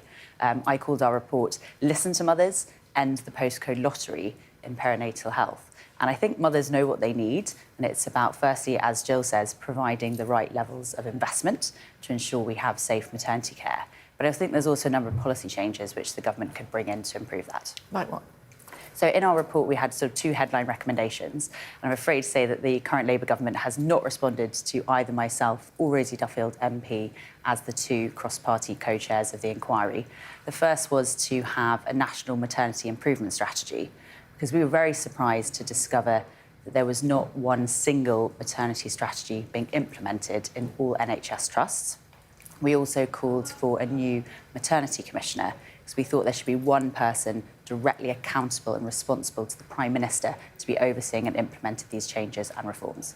I first saw this story last week, Jill, and I was appalled at the thought that more people, women are, and babies dying, and it's higher than it has been previously. You would assume that in a first world country that just wouldn't be the case. And it's even worse when you think about the north and the south, because it's more likely for you to suffer than if you're in the south. I I don't want to frighten people at home, but, you know, it's something that we have to talk about. Yes, and then there's definitely some health inequalities that don't help with those figures. And you're absolutely right about not frightening people. On the whole, most people get good care. And I would always say, you know, if women are pregnant currently and just about to have a baby and they are worried about these stories, please go and speak to their midwife so that they can reassure them about what's happening in those local services. But we have, as Theo said, there has to be attention. This is a really important women's health service that must be properly invested in, properly focused on, so that it gets better, not worse. Staff are completely demoralised with what's going on as well. They come to work to try their best, and they absolutely want to see that improvement too. Yeah, I mean, they're hoping to provide life every day, aren't they? Also, the report suggesting that black women are being disproportionately affected by these failings. Well, I find that particularly shocking in the report, and I'm afraid it does chime with many of the findings that we found 6 months ago in the Birth Trauma Inquiry report. We found that there were, as Jill said, significant health inequalities for black and Asian women in particular. So if you read the report, there's about 82 pages, including over 40 recommendations, and some of them were particularly on addressing this. So, for example, we discovered that women who didn't have access to a translator obviously found it incredibly difficult to communicate with healthcare professionals. So there's a number of very specific, small things that we can do to change it. But I also think there's a wider question about why don't we speak about this stuff enough? And I find there still seems to be a real taboo about speaking about risks in childbirth, about women's health in general. And I've been very surprised since the election that I'm still being inundated almost on a daily basis, Kay, by new mothers still writing to me with their stories. And in fact, I'm launching a podcast to listen to some of those stories in the new year about breaking this taboo, because I think it's important that women are being listened to. But we also need government to act. So the new government has now been in power for half a year. The fact that we have not had a formal response to our recommendations, where these mothers bravely came forward, they shared their testimony to try and affect change within the NHS. And I'm still waiting for the government to have a formal response. What's the podcast going to be called? Breaking the Taboo. There we go. And 1 in 4 babies born last year were born by caesarean section. What's that about? So that's an increase. There's a number of reasons for that. One is the complexities I've just told you about. You know, women are, having babies with chronic health problems, but also I think it's a result of being frightened. So women are choosing over medicalisation sometimes, and therefore there's an increase in caesarean sections. And I think the other thing is that staff also feel really anxious about making sure that women get what they want, and that sometimes then increases the intervention rate as well. So it's a bit of both. We need, and I really support what Theo's saying, we really need that improvement agenda. We need attention from the government. I support what Theo's saying, so do the Royal College of Midwives and the wider colleges. We really want focus, intention and improvement. And you agree with that? Absolutely. I think it's partly about money, but I think it's also about government prioritising maternity. I'm really looking forward to hearing what the government will be doing on that in their 10-year strategy next year. Yeah, and just reassuring mums and dads that 99% of the time all does go well. It does. Absolutely. Okay, lovely. That's an important point. Exactly. Thanks very much indeed. Thank you. Now, whenever anybody asks me about childbirth, I always say it's second-degree fun. Afterwards, it's great when you've got the baby in your arms, but at the time it's like, It's good to see you both. Thank you. Really good to see you Thank you. A quick look at the weather for you now here on Sky News. Turning brighter over the next few days, but expect heavy rain and strong winds at times. Mostly fine now and very mild if windy, but northwestern Scotland is wet. Murky, damp conditions over the rest of northern Britain are clearing. Northern Scotland will see more potentially disruptive rain this morning, heaviest in the west. Elsewhere, most places will be dry with sunny spells, but there'll be some showers, mainly in the west. It's going to be mild but windy, especially over northern parts.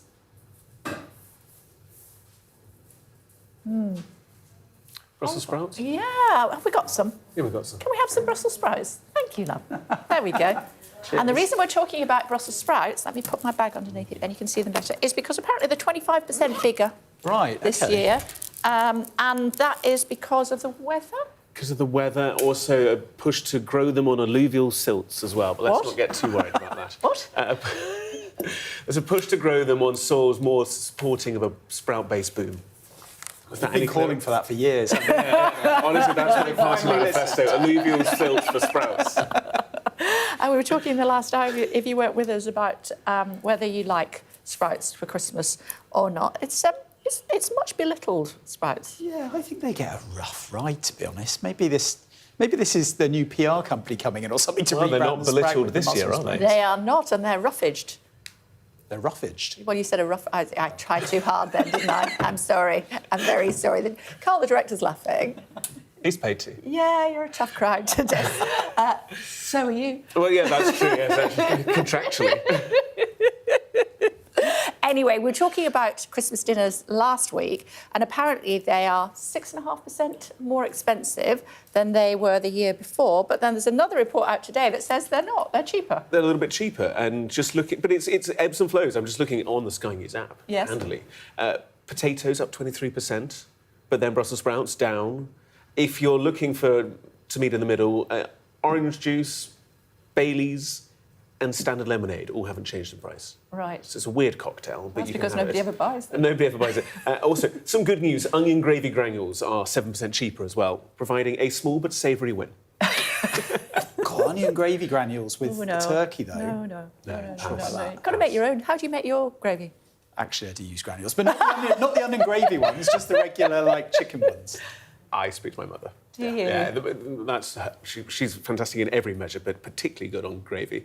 Oh, so okay. when we do Because Christmas, Northern boys love gravy. when we do Christmas dinner, Mum's always in charge of the gravy. We all get involved, but that's her kind of area of it. I put jam and mustard in mine. In your You gravy? said about this jam the other day. I assume not Don't raspberry turn with your nose. seeds. Yeah, of course. Don't turn your nose up unless you've tried it. I've not had an opportunity. But what kind of jam? Any jam I've got. Why? Because it adds a little bit of sweetness, and then with the newsroom's gone very quiet now, everybody's listening, and the mustard adds a little bit of sharpness. Okay, and together, yeah, I'm from Wigan, I know how to make gravy. Well, we always have a tussle on Christmas Day over what to eat, because I just want turkey, but my other half always wants lamb chops and rice and stuff like that. Lamb chops? Yes. I sound a bit like Peter Kay then. Lamb chops for Christmas Day? It's the future. You should try it. Yeah. Mince pie is more expensive too. Sorry? Mince pie is more expensive too. Yeah, I don't like those either. I'm going to be back in just a few minutes. That's not true. With all today's top stories after this short break. Do stay tuned. We're here on Sky News Breakfast.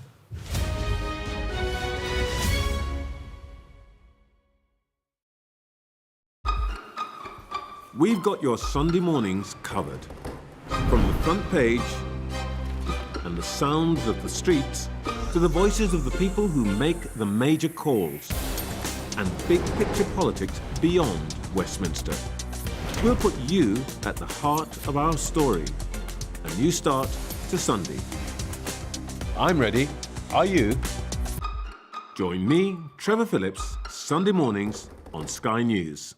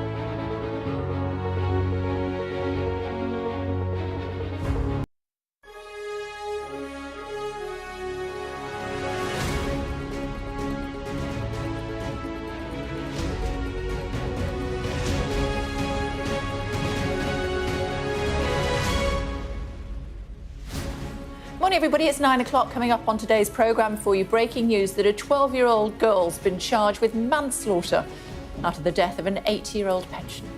Bim Coley's death shocked the community in Leicester. I'll bring you the very latest on the case. Plus, MPs call on the courts to lift an order preventing the naming of a Chinese spy linked to Prince Andrew.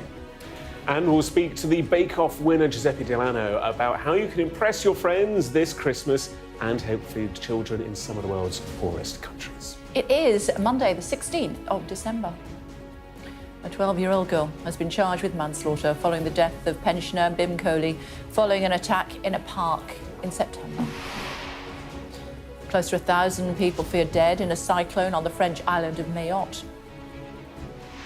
MPs warn the Chinese spy linked to Prince Andrew could be one of many trying to infiltrate the British establishment. This is a huge amount of money that they're spending on foreign influence, on foreign espionage, and this is what we're seeing, just a tip of the iceberg here with Prince Andrew. So we need to take this much more seriously.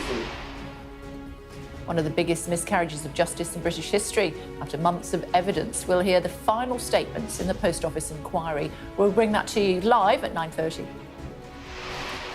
And Brussels sprouts, why our favourite festive veg is 25% bigger this year.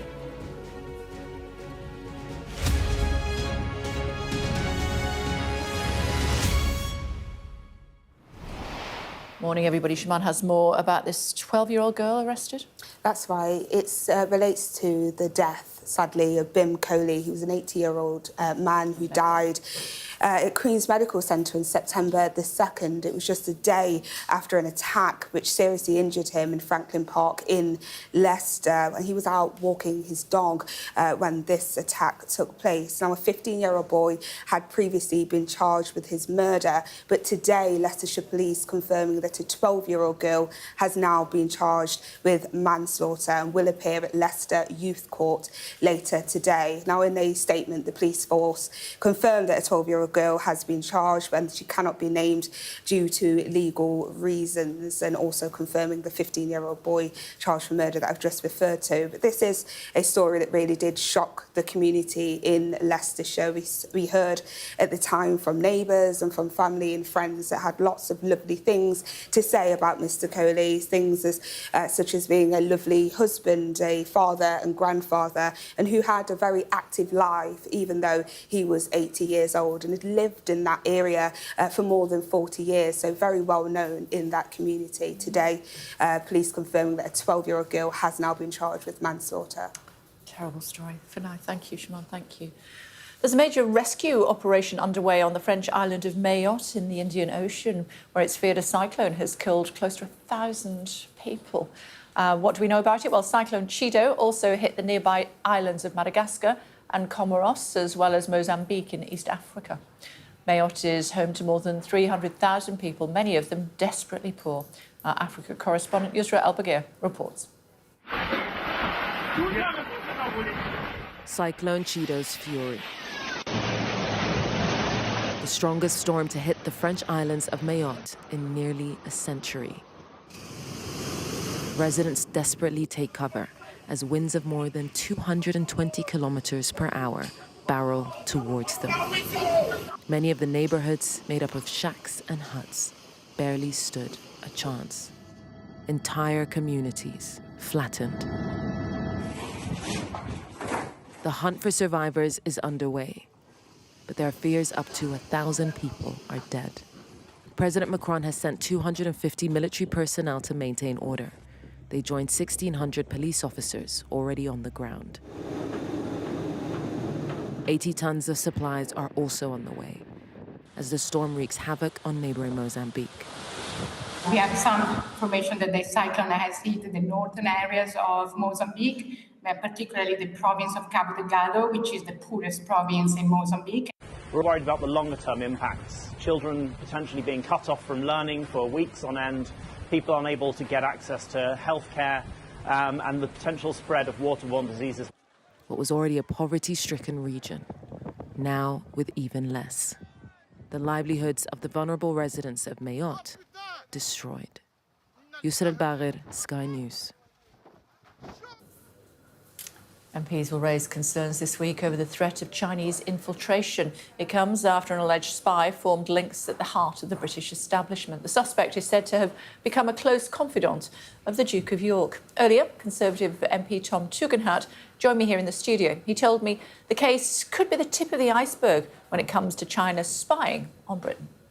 This is an organisation, the UFWD, is an organisation with $3 billion or so worth of support from the Chinese Communist Party to spy on not just us, but spy around the world. This is a huge amount of money that they're spending on foreign influence, on foreign espionage, and this is what we're seeing, just a tip of the iceberg here with Prince Andrew. So we need to take this much more seriously, and why the behaviour of Keir Starmer in the G20 in Brazil was so wrong, and why the suggestion that we should have a Chinese super embassy in the City of London is absurd. Should we get more on that? What do you think? I think today we're probably going to see this sort of pursuing two kind of paths of development, if you like, as a story. The one is on that broader story around Chinese diplomatic relations between the UK and China. Tom Tugendhat for a long time has said we need to be a bit more robust and spiky in how we deal with Beijing. I think we may well hear a lot of that. Clearly, the previous Conservative government, the old Foreign Secretary James Cleverly was in Beijing for a visit in 2023. That attracted some criticism. You go further back, David Cameron talked about a golden age, golden era of UK-China relations as well. Over a pint. Exactly, over a pint with President Xi in the local near Chequers, I think. So that's the sort of broader diplomatic policy area. But then we might also get some actual practical developments as well, because Reform have suggested that one of their MPs might stand up in the Commons potentially as soon as today, and name this alleged Chinese spy, who at the moment isn't being named for legal reasons. So we may well get that as well, MPs making the case that it's important for the name to be out there because they believe people need to know if they've dealt with this guy.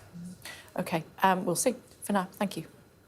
Let's talk about the media regulator Ofcom. They've announced it will now require tech firms to take action against criminal activity. Companies will have until March next year to complete an assessment to understand the risks illegal content poses to children and adults on their platforms. Who better to talk to than the Ofcom Chief Executive, Dame Melanie Dawes. Hi, Dame Melanie. It's always great to see you. Thanks for taking the time to join us on the programme this morning. Good morning. So tell us a bit more about what you're planning.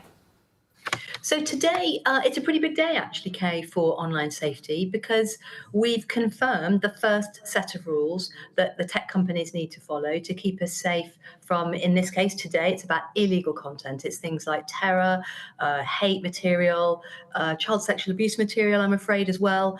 What we've done today is set out the rules they need to follow. And that means the clock is now ticking. They've got 3 months to assess their risks, and then they're going to need to take action. And what are the penalties?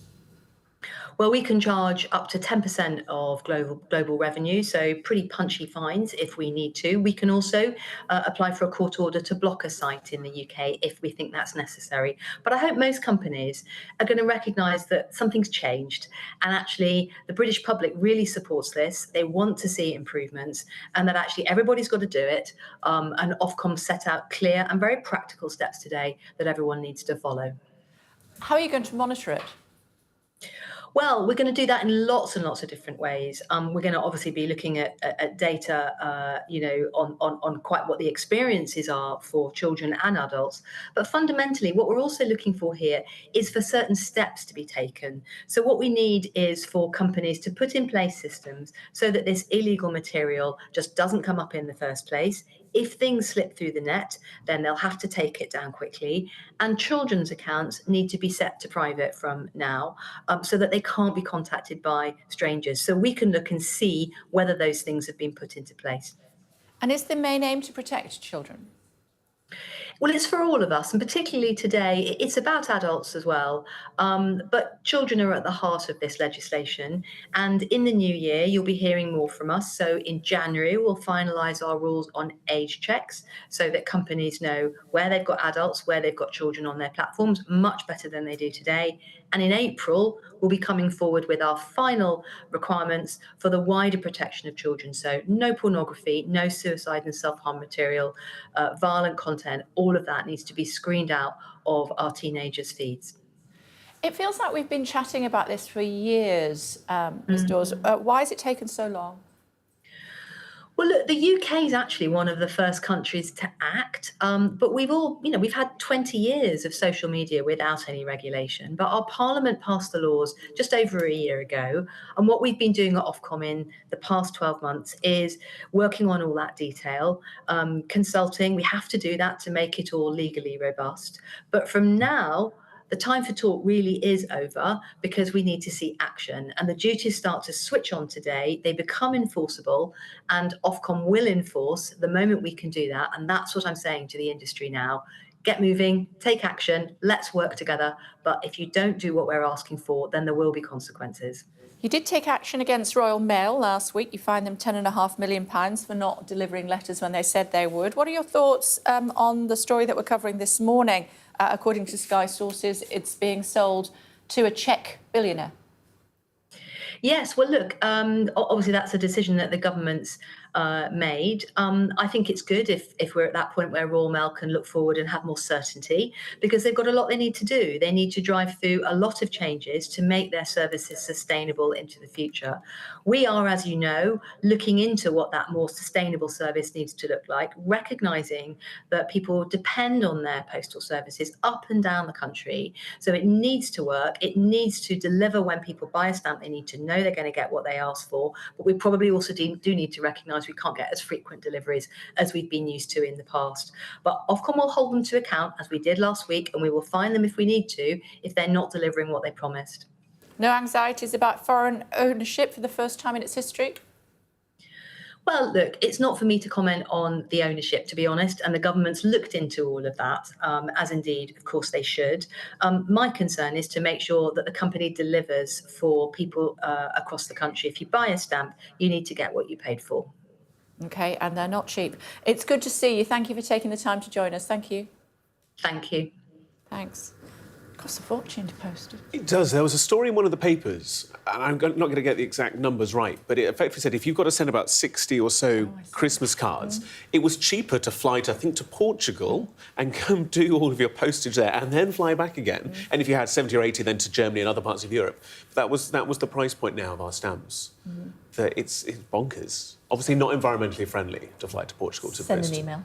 We indeed. Yeah, I know. I got one from Lord Archer yesterday. He says we're not sending out cards anymore. That's fair enough. Yeah, I think so. WhatsApp distribution list. It's a bit less jazzy, isn't it? But it gets the job done. Exactly. So we planned our wedding via WhatsApp, so yeah, anything's possible. There you go. What else have you got for us? We're going to pick up on that story just there. This is regarding Sky News understanding that the £5 billion takeover of Royal Mail by the Czech billionaire will be approved by the government later this morning. There will be no change to the universal service obligation, which means it will cost the same price to send a letter anywhere in the UK. Earlier, Kay questioned the Housing Minister, Jim McMahon, about the sale of Royal Mail. Providing that the community interest in terms of the universal service obligation was in place, in terms of workers and making sure that their pay, their terms and conditions are honoured in the way that they need to, and in terms of where they're headquartered and what the national interest is, all those matters will be subject to consideration by the Business Secretary, and when the time is right, a statement will be made. The Archbishop of York, Stephen Cottrell, is facing calls to resign over allegations he allowed a priest who had admitted historical sex abuse allegations to remain in post. It comes just days before Bishop Cottrell is due to take temporary charge of the Church of England. 46-year-old Michelle Sadio has been named as the woman killed in a triple shooting in Brent, northwest London, on Saturday evening. Two men, both in their 30s, were also injured, with one in a critical condition. Police have yet to make an arrest in relation to the attack. DJ Fat Tony says he's been left with facial injuries after he was attacked during a gig in Kent. In a social media post, Anthony Marnock said he's on the mend after the assault in the early hours of Saturday morning. Kent police say they are investigating. 1 in 4 births in NHS hospitals in England last year were caesareans. It's higher than the previous year and up 13% from a decade ago. Experts say the increase in C-sections is due to higher obesity rates and women having children at an older age. Zakir Hussain, one of India's most accomplished classical musicians, has died aged 73. Mr Hussain, known for introducing tabla hand drums to global audiences, collaborated with the Beatles guitarist George Harrison as well as with Van Morrison and Mickey Hart. This week, the water regulator will issue its final verdict on how much water companies will be able to put up people's bills for the next 5 years. Our business correspondent Paul Kelso explains why we're set for a hike. This is a crucial week for the water industry. On Thursday, regulator Ofwat will say how much bills can go up by, and that matters not just to customers, but to companies, many of whom are in trouble. To understand why, let's go back to the beginning. It's 1989, and the water companies are privatised with zero debt, but have never intended to stay that way. The plan was for private investment and borrowing to fund improvements, so the state didn't have to, and the water companies have been good on their word. £70 billion of debt piled on. They will say the problem isn't how much, it's whether they can afford it, and what they do with it. So what have the water companies done? Well, first of all, they funded investments in infrastructure between £4 and £9 billion, a record last year, a total, in today's money, £210 billion. But they were also funding payouts to shareholders, £83 billion worth, that many people find offensive. But it's part of the plan, deliberate. Investors won't put money in unless they get something out. But it's become harder to defend when we look at this, the dirty secret of the water industry, sewage spills. Sewage outflows, they're caused by these pipes where sewage and rainwater share the pipe. When they overflow, they go into rivers instead of our homes. For decades, the industry didn't even know how often it happened. We know it was more than 450,000 times last year. That has become politically and practically toxic, but it's very, very expensive to fix. And like everything else, the only way the water company can do anything about it is by borrowing. But the cost of borrowing is rising. This chart shows the purple line's water industry cost of borrowing against an index of UK corporate borrowings. You see the cost for everybody went up as the inflation spike happened, but water was cheaper. The purple line's below the white line. People like water. It was reliable and dull. But look what happens in the summer last year. The lines cross over, the true state of Thames water finances emerges, and water has got more expensive ever since, which means it is costing more and more for them to borrow. Look at this, Thames Water's, after a bridging loan, £3 billion, they're going to pay almost 10%, hundreds of millions of pounds in interest and fees, which means only one thing. At Thames and everywhere else, customer bills are going to rise. Now, this chart is actually one of the more benign in water. It's customer bills over time in real terms, pretty flat. What we're paying at the moment is actually lower than a decade ago. Now, in the summer, Ofwat said bills could rise by 22%. The industry is asking for 40%. And wherever Ofwat draws its line, we are guaranteed to be paying more, and investors are guaranteed to be allowed a higher take from the industry. As long as we've got a privatised system, that's the reality. Still to come on The Breakfast Show for you here on Sky News, joined by former Bake Off winner Giuseppe Delano, who's hoping to make a difference this Christmas. See what we did there? And the final word will bring you live coverage from the Post Office inquiry as closing arguments are heard.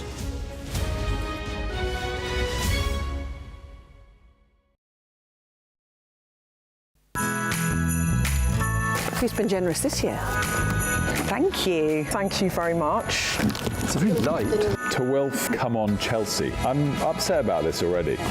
To Anna for our next Downing Street washout. To save your voice. To Gareth, take that, mate. To Mark, as your gnome for loving Chelsea. What is it?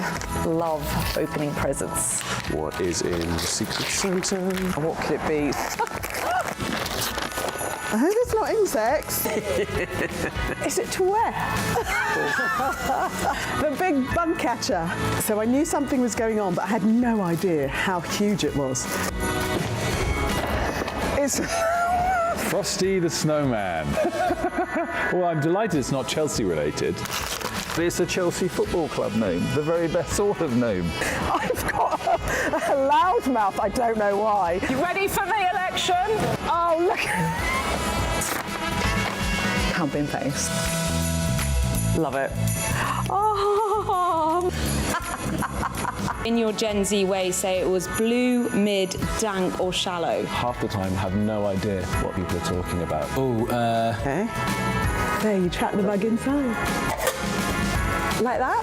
This is what I've always wanted. This is very, very cool. Perfect for mulled wine, just the right size. Honestly, who thought of this? I really like it. It kind of looks a little bit like me as well. It's very, very kind of you. Beth Rigby, Sky News. Me and Count Binface there, panel and Count Binface. There you go. Happy Christmas. And Merry Christmas. Merry Christmas. A very Merry Christmas. From me, Gareth Barlow, and from him, Gary Barlow, a very Merry Christmas. Dad? Cheers.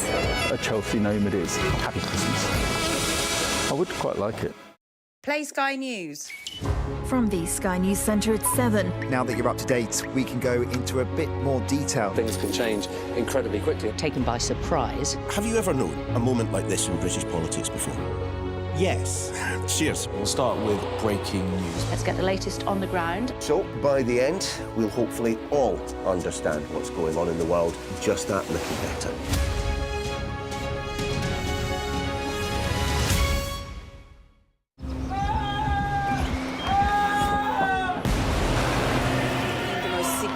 Day of this conflict. They keep telling us that they want aid. And this is what's left of it.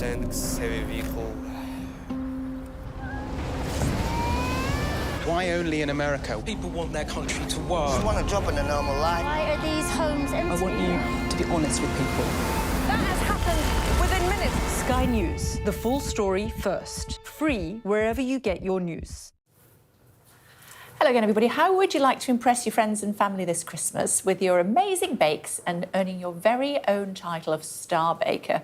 Well, one celebrity chef and cookbook author is here to share his tips to help you create show-stopping sweets and treats. He'll also encourage people to support a charity called Mary's Meals, which we will hear more about. Giuseppe, tell me about the cake, first of all. So this is called a Zelten. And it's a traditional cake from the northeast of Italy, from Trentino.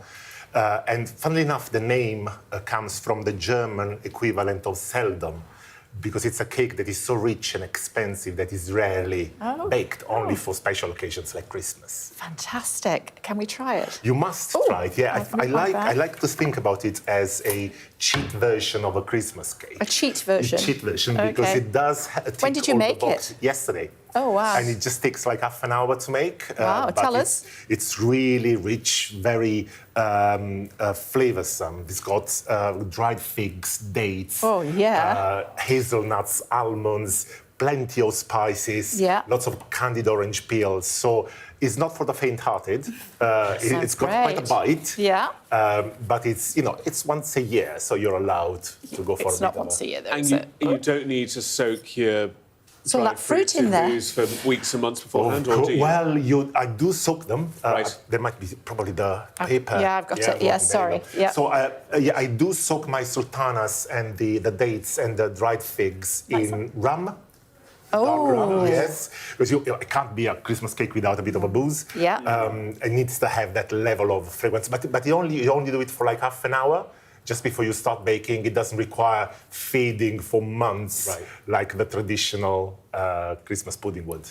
Now, you're here not just to talk about cake, though, are you? You're here to tell us about a charity that you're involved with. I am an ambassador for Mary's Meals, a proud ambassador for Mary's Meals. And I think this is a very good time of the year to be talking food, especially food for kids. Yeah. After Bake Off, I was contacted by loads of charities to do a lot of charity works, and it's impossible to pick one. How do you pick one over the other? But Mary's Meals are very cunning about the way they go for charity work, because they fund school meals for kids. Okay. So they attract them in school, they feed them in the poorest region of the world, and they also use the opportunity to teach them, to educate them. So it's the traditional, kill two birds with one stone approach. Okay, so how do people help?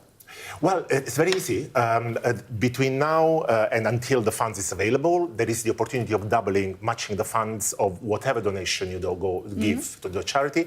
If you go to the website marysmeals.org.uk, you'll find all the information that you need. And for every pound, every penny that you put in there, some generous donors will be match funding your donation up to £1.1 million. And if you think that with 10p, they can feed one child for one meal, your money will go a very long way. They feed 2.4 million kids a day, thanks to the volunteers. So it's a very worth cause. Amazing. This is Yeah, I love that. Thank you so much. Oh, handshake. Oh my gosh. This is probably much more valuable than the one I'm used to. You've got a recipe for sprouts. Okay. So sprouts is something that I have found out when moved to the UK, because they are not a traditional Christmas element on the Italian Christmas table. Italy better. But I have to say that I'm not particularly passionate about them, but I do like them every now and then. I think that the key with Brussels sprouts is to keep it simple. So the way I cook them, the way I manage to feed them to my kids, and they are like 8, 10, and 12, so if I can do it, everybody can. It just keep it simple. Boil them for quite a while. I like them very soft. 3 weeks. until after New Year's. And then drink the juice. No, and then you use loads of salted butter. Loads of pepper, and I mean, if you're having butter with Brussels sprouts rather than Brussels sprouts butter, it probably makes it slightly more palatable. You had a recipe, didn't you? Yeah, I saw one, a suggestion in one of the papers for like a miso paste in with your Brussels sprouts as well, and kind of rice, and to kind of use up the leftovers. Rob does not look impressed I'm whatsoever. concerned. Stick to the cake. Stick to the cake. It could be one of those buzzwords now that miso goes in everywhere, in cakes, in chocolate. It might work because it's savoury, salty. I saw a nice looking recipe for Parmesan parsnips over the weekend. I think it was putting a bit of roasting them, putting a bit of honey on them, and then putting some Parmesan on, and then sticking it back in the oven for 10 minutes. That sounds... Well, that sort of... I can only agree with that one. In my feeling, my religion says that if you smother anything in Parmesan, it'll taste better. So what are you up to now? So I'm just about to get packed up, because I'll be spending Christmas in Italy with my mum. So I'll be flying out next week. Do you cook or does she? She has never cooked in her life because my dad was the one cooking at home. So my mum, she can do something, but not, she's not exactly a chef. She likes eating more than cooking, let's put it this way. Don't we all? Exactly. So she's waiting for me to come back home and prepare a proper Christmas what is a proper Italian Christmas? Well, that's a very good question. A lot of people ask what's the typical traditional Italian dinner. The reality is that there isn't a single Italian cuisine. There are many regional cuisines. So depending on where you are in the country, you have got different things. I come from a coastal town, so for me, Christmas Eve dinner is always seafood. The next day is always roast, very similar to your Sunday roast, but with a generous serving of some stuffed pasta, like lasagna, tortellini. Oh, nice. Before the meat course. And then Christmas cake, Christmas pudding? Panettone. Obviously. Okay. And there are a few ways actually that you could elevate a standard, relatively affordable supermarket panettone or pandoro. One that I think would fit the Britalian stamp is to warm it up, sort of toast it a little in a dry skillet, and then smother it with brandy sauce. Oh. It's closer to a pudding, but oh my God.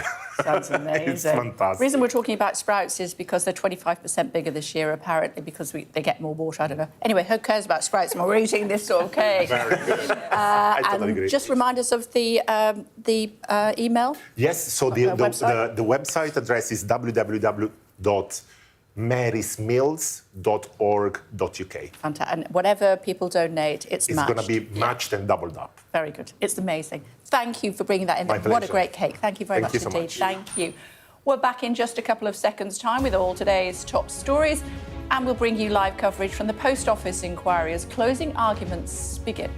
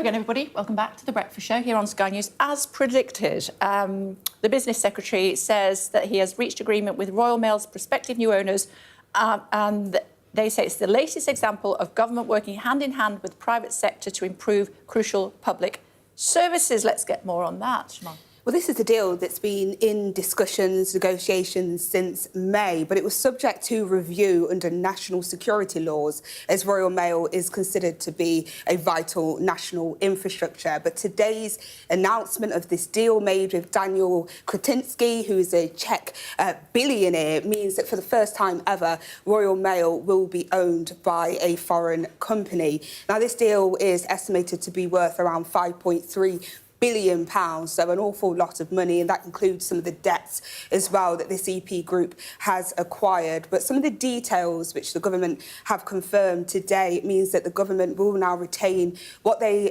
call a golden share, so it would still be required to have government sign-off if they wanted to sell the company, change the headquarters, or also change its tax residency.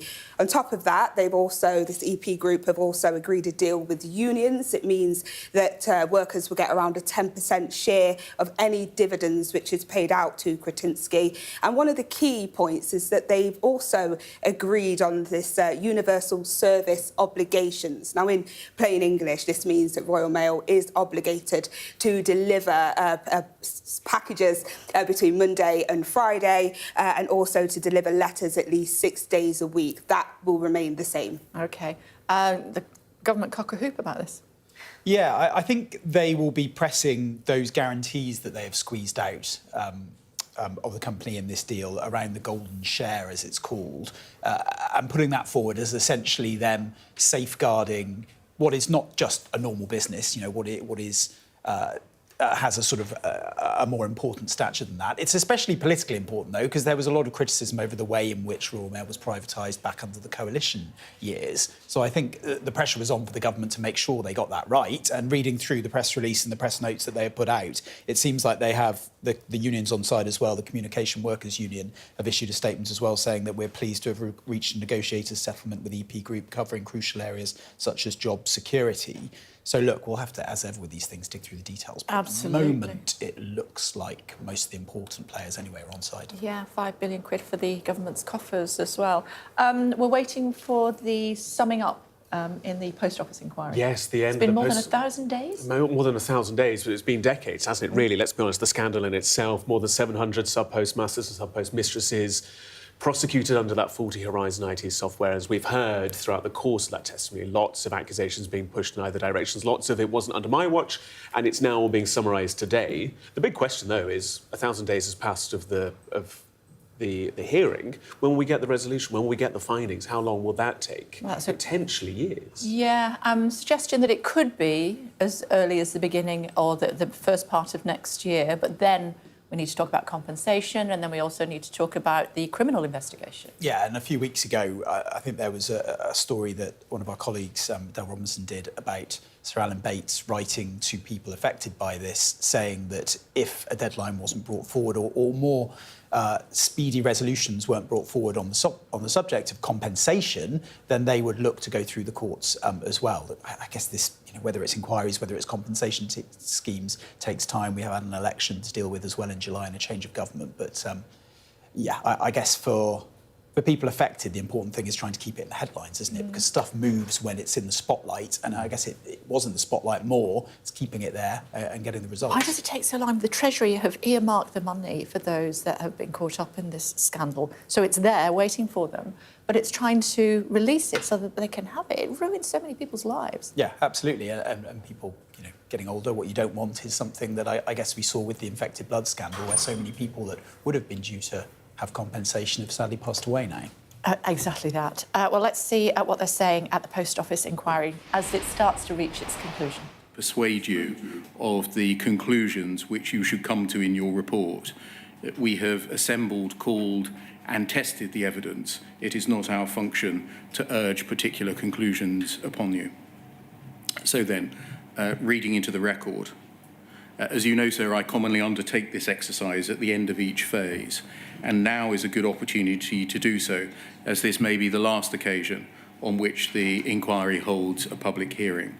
As you explained on the last occasion, although the inquiry will continue to gather, analyse and disclose witness evidence over the coming months, we will not convene hearings simply to read into the record the evidence that has been obtained. Instead, it will be disclosed to call participants and uploaded periodically to the inquiry's public website. I should say that the inquiry does not expect any of the outstanding witness statements substantially to alter the submissions that are about to be made, although if unexpectedly there are any particular witness statements that are subsequently disclosed that might do so, we will carefully consider whether a facility for additional written submissions should be afforded to call participants. Can we please display the PowerPoint presentation INQ 402035? And look at slide 2, please.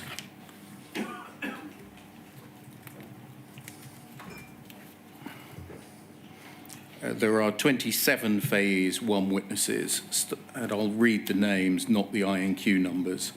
They are the statements of Alistair Murray and Jana Sethi, Aslam Ramtula, Elaine Illich, 2 anonymous witnesses, James Withers, a 3rd anonymous witness, Sharla Ahmed, Christine Goodwin.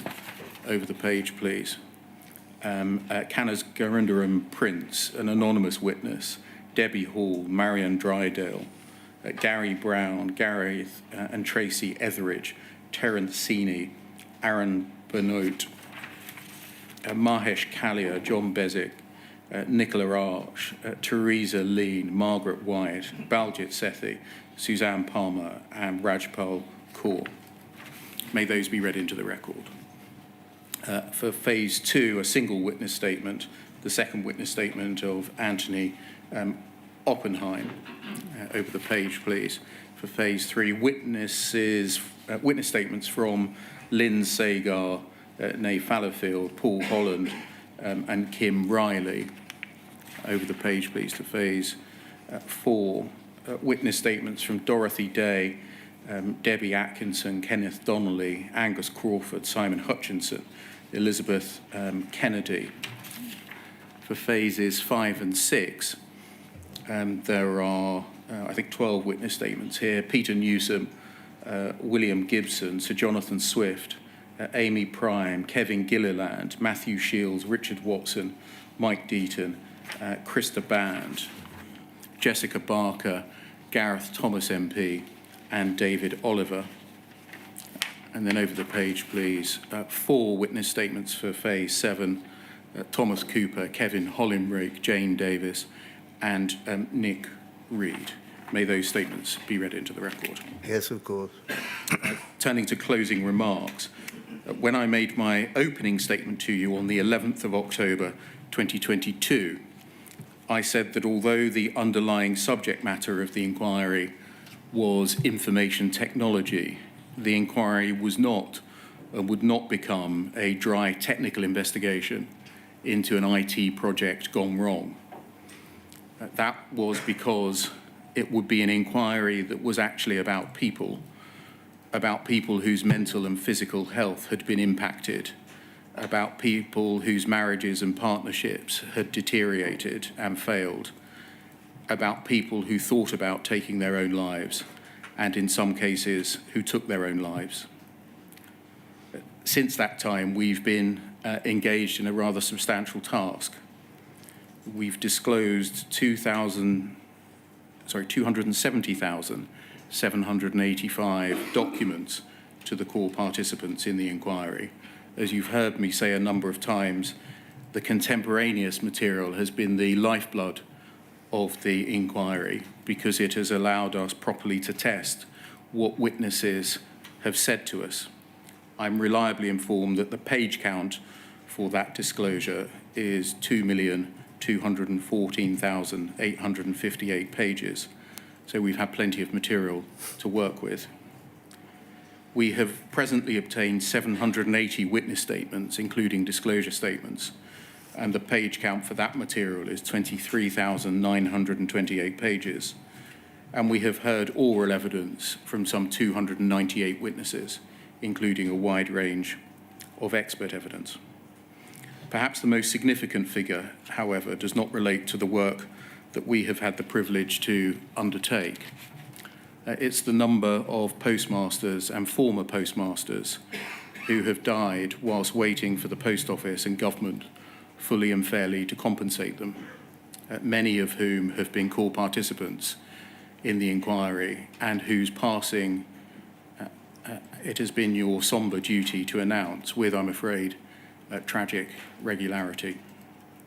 I hope that we as your team have fulfilled the promise that I made at the start of the inquiry to you, not to lose sight of the fact that the inquiry was not to be one into a computer system, but rather an investigation into the harm caused by people to people.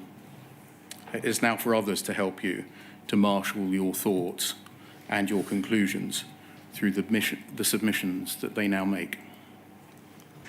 Thank you, Mr. Beer.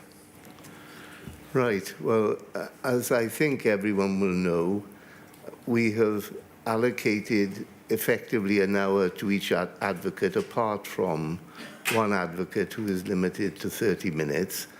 I will have to be reasonably strict about that so that we get through what we need to do in each day.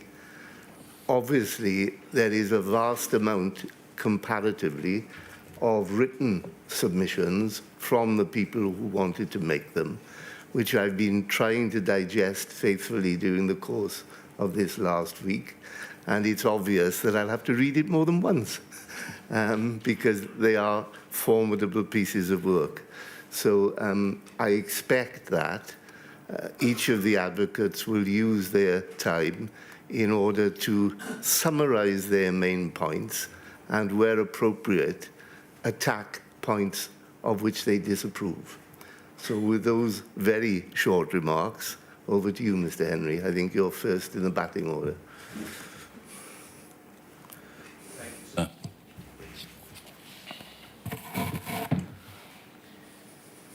The greatest horrors of the world, man's cruelty to man, are not caused by monsters, malfunctions, or misfortune, but by those who claim to act in the name of good, enforcing a perverted vision of order that leaves no room for dissent. Cruelty has a human heart.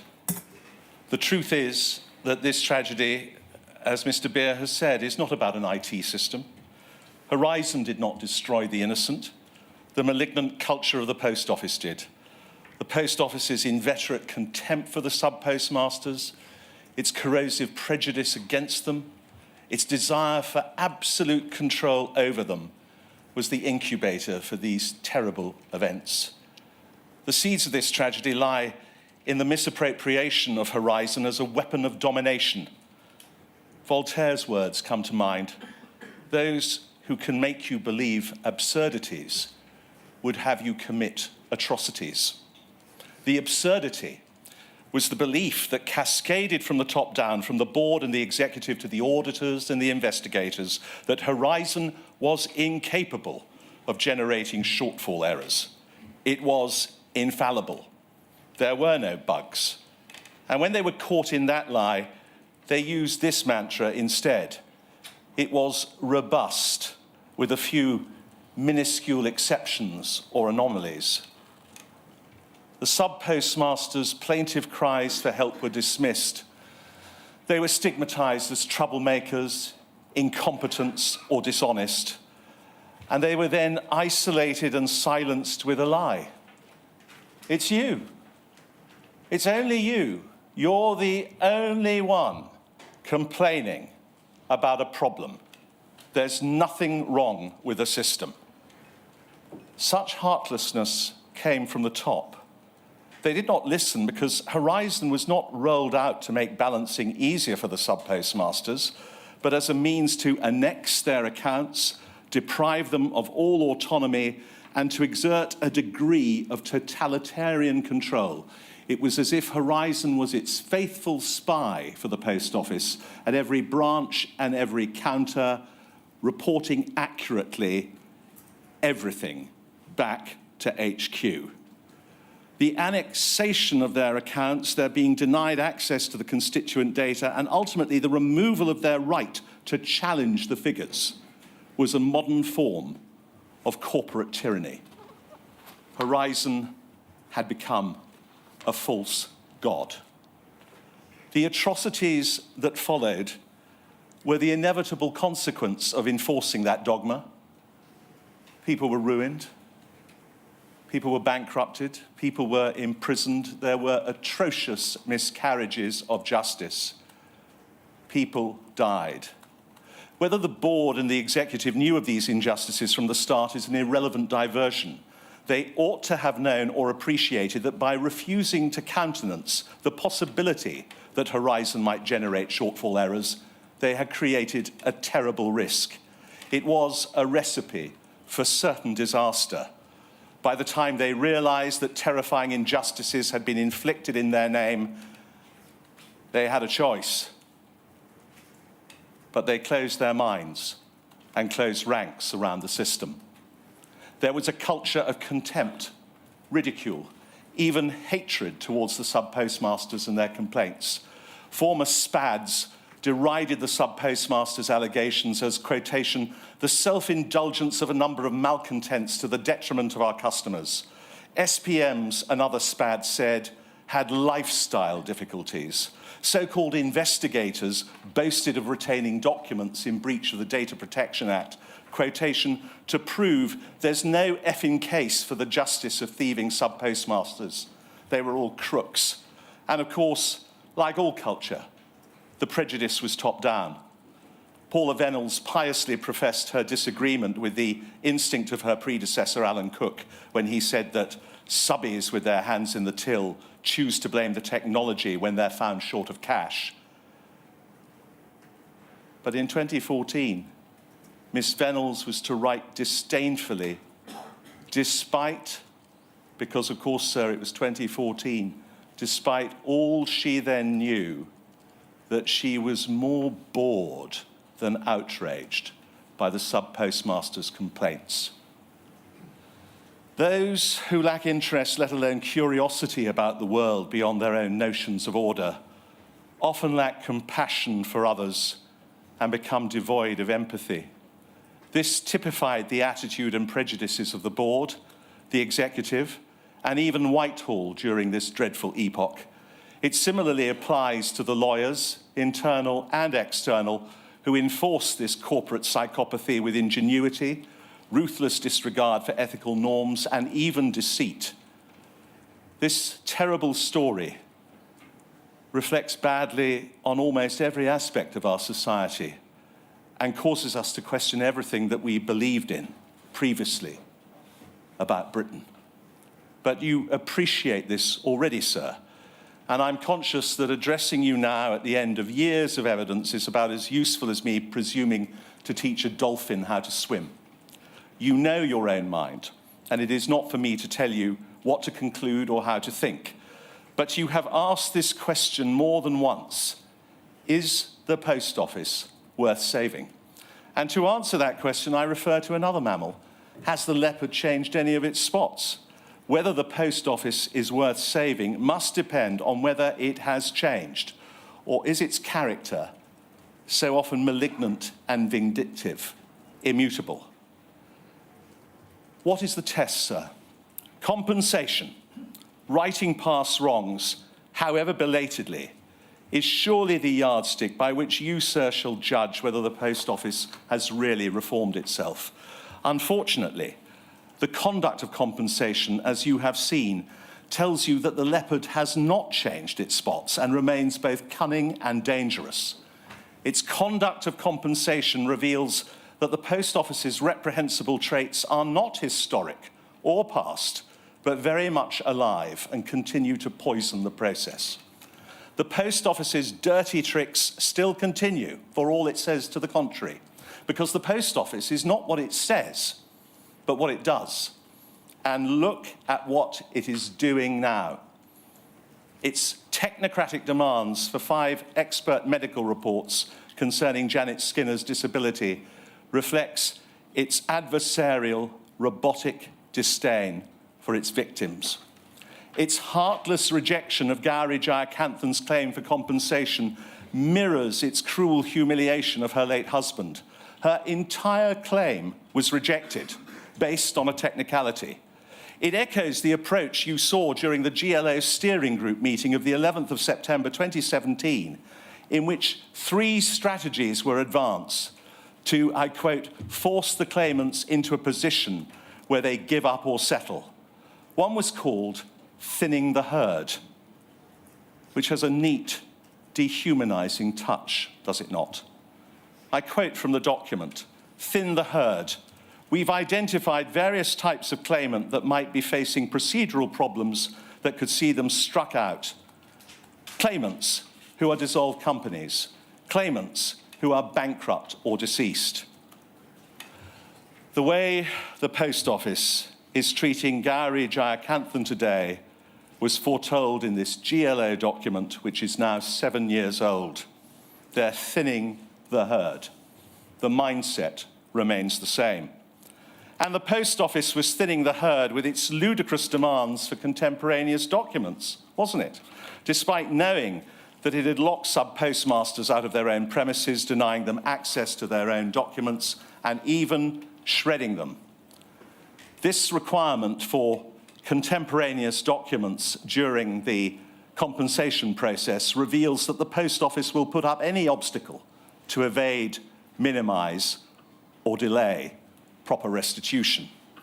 And that it crafted this process not more than a few months after the Common Issues judgment, which outlined its appallingly one-sided reverse burden of proof denial of documents to the sub-postmasters.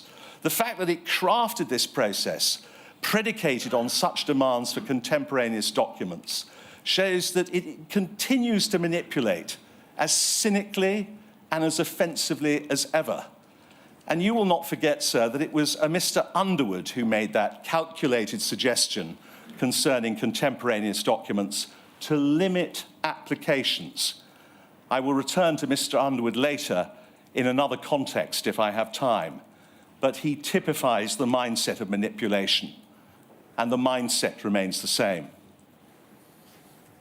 The duplicitous arrogance that animated the aggressive litigation before Mr. Justice Fraser, before a jury at Guildford Crown Court in 2010, and before His Honour Judge Havery, just off Fetter Lane in 2006 to 2007, has now been superseded by a compensation process that is pettifogging, legalistic and cruelly slow. Bogged down by attritional bureaucracy, many claimants surrender, for that is what attrition does. You give up. You take the miserly offer you're given and do not settle for what you truly deserve. People, as we have heard today, have died, and more will die without proper, let alone prompt, redress. They're worn out by schemes that are cynically devised and brutally operated. And so, therefore, some may take the cash, not because it's fair or full, but because they can no longer face the battle.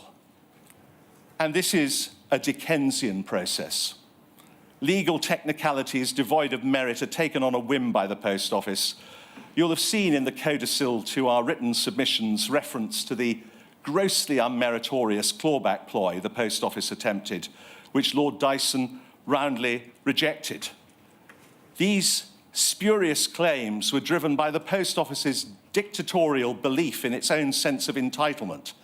They believed that they were entitled to grasp back these modest sums which the sub-postmasters had agreed between themselves and which had nothing to do with the Post Office. The mindset remains the same.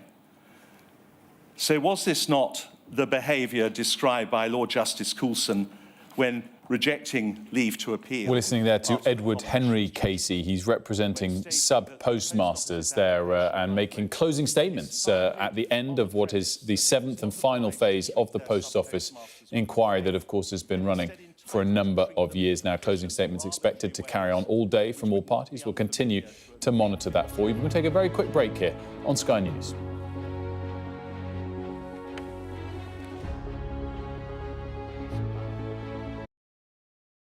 Play Sky News. From the Sky News Centre at 7. Now that you're up to date, we can go into a bit more detail. Things can change incredibly quickly. Taken by surprise. Have you ever known a moment like this in British politics before? Yes. Cheers. We'll start with breaking news. Let's get the latest on the ground. So, by the end, we'll hopefully all understand what's going on in the world just that little better.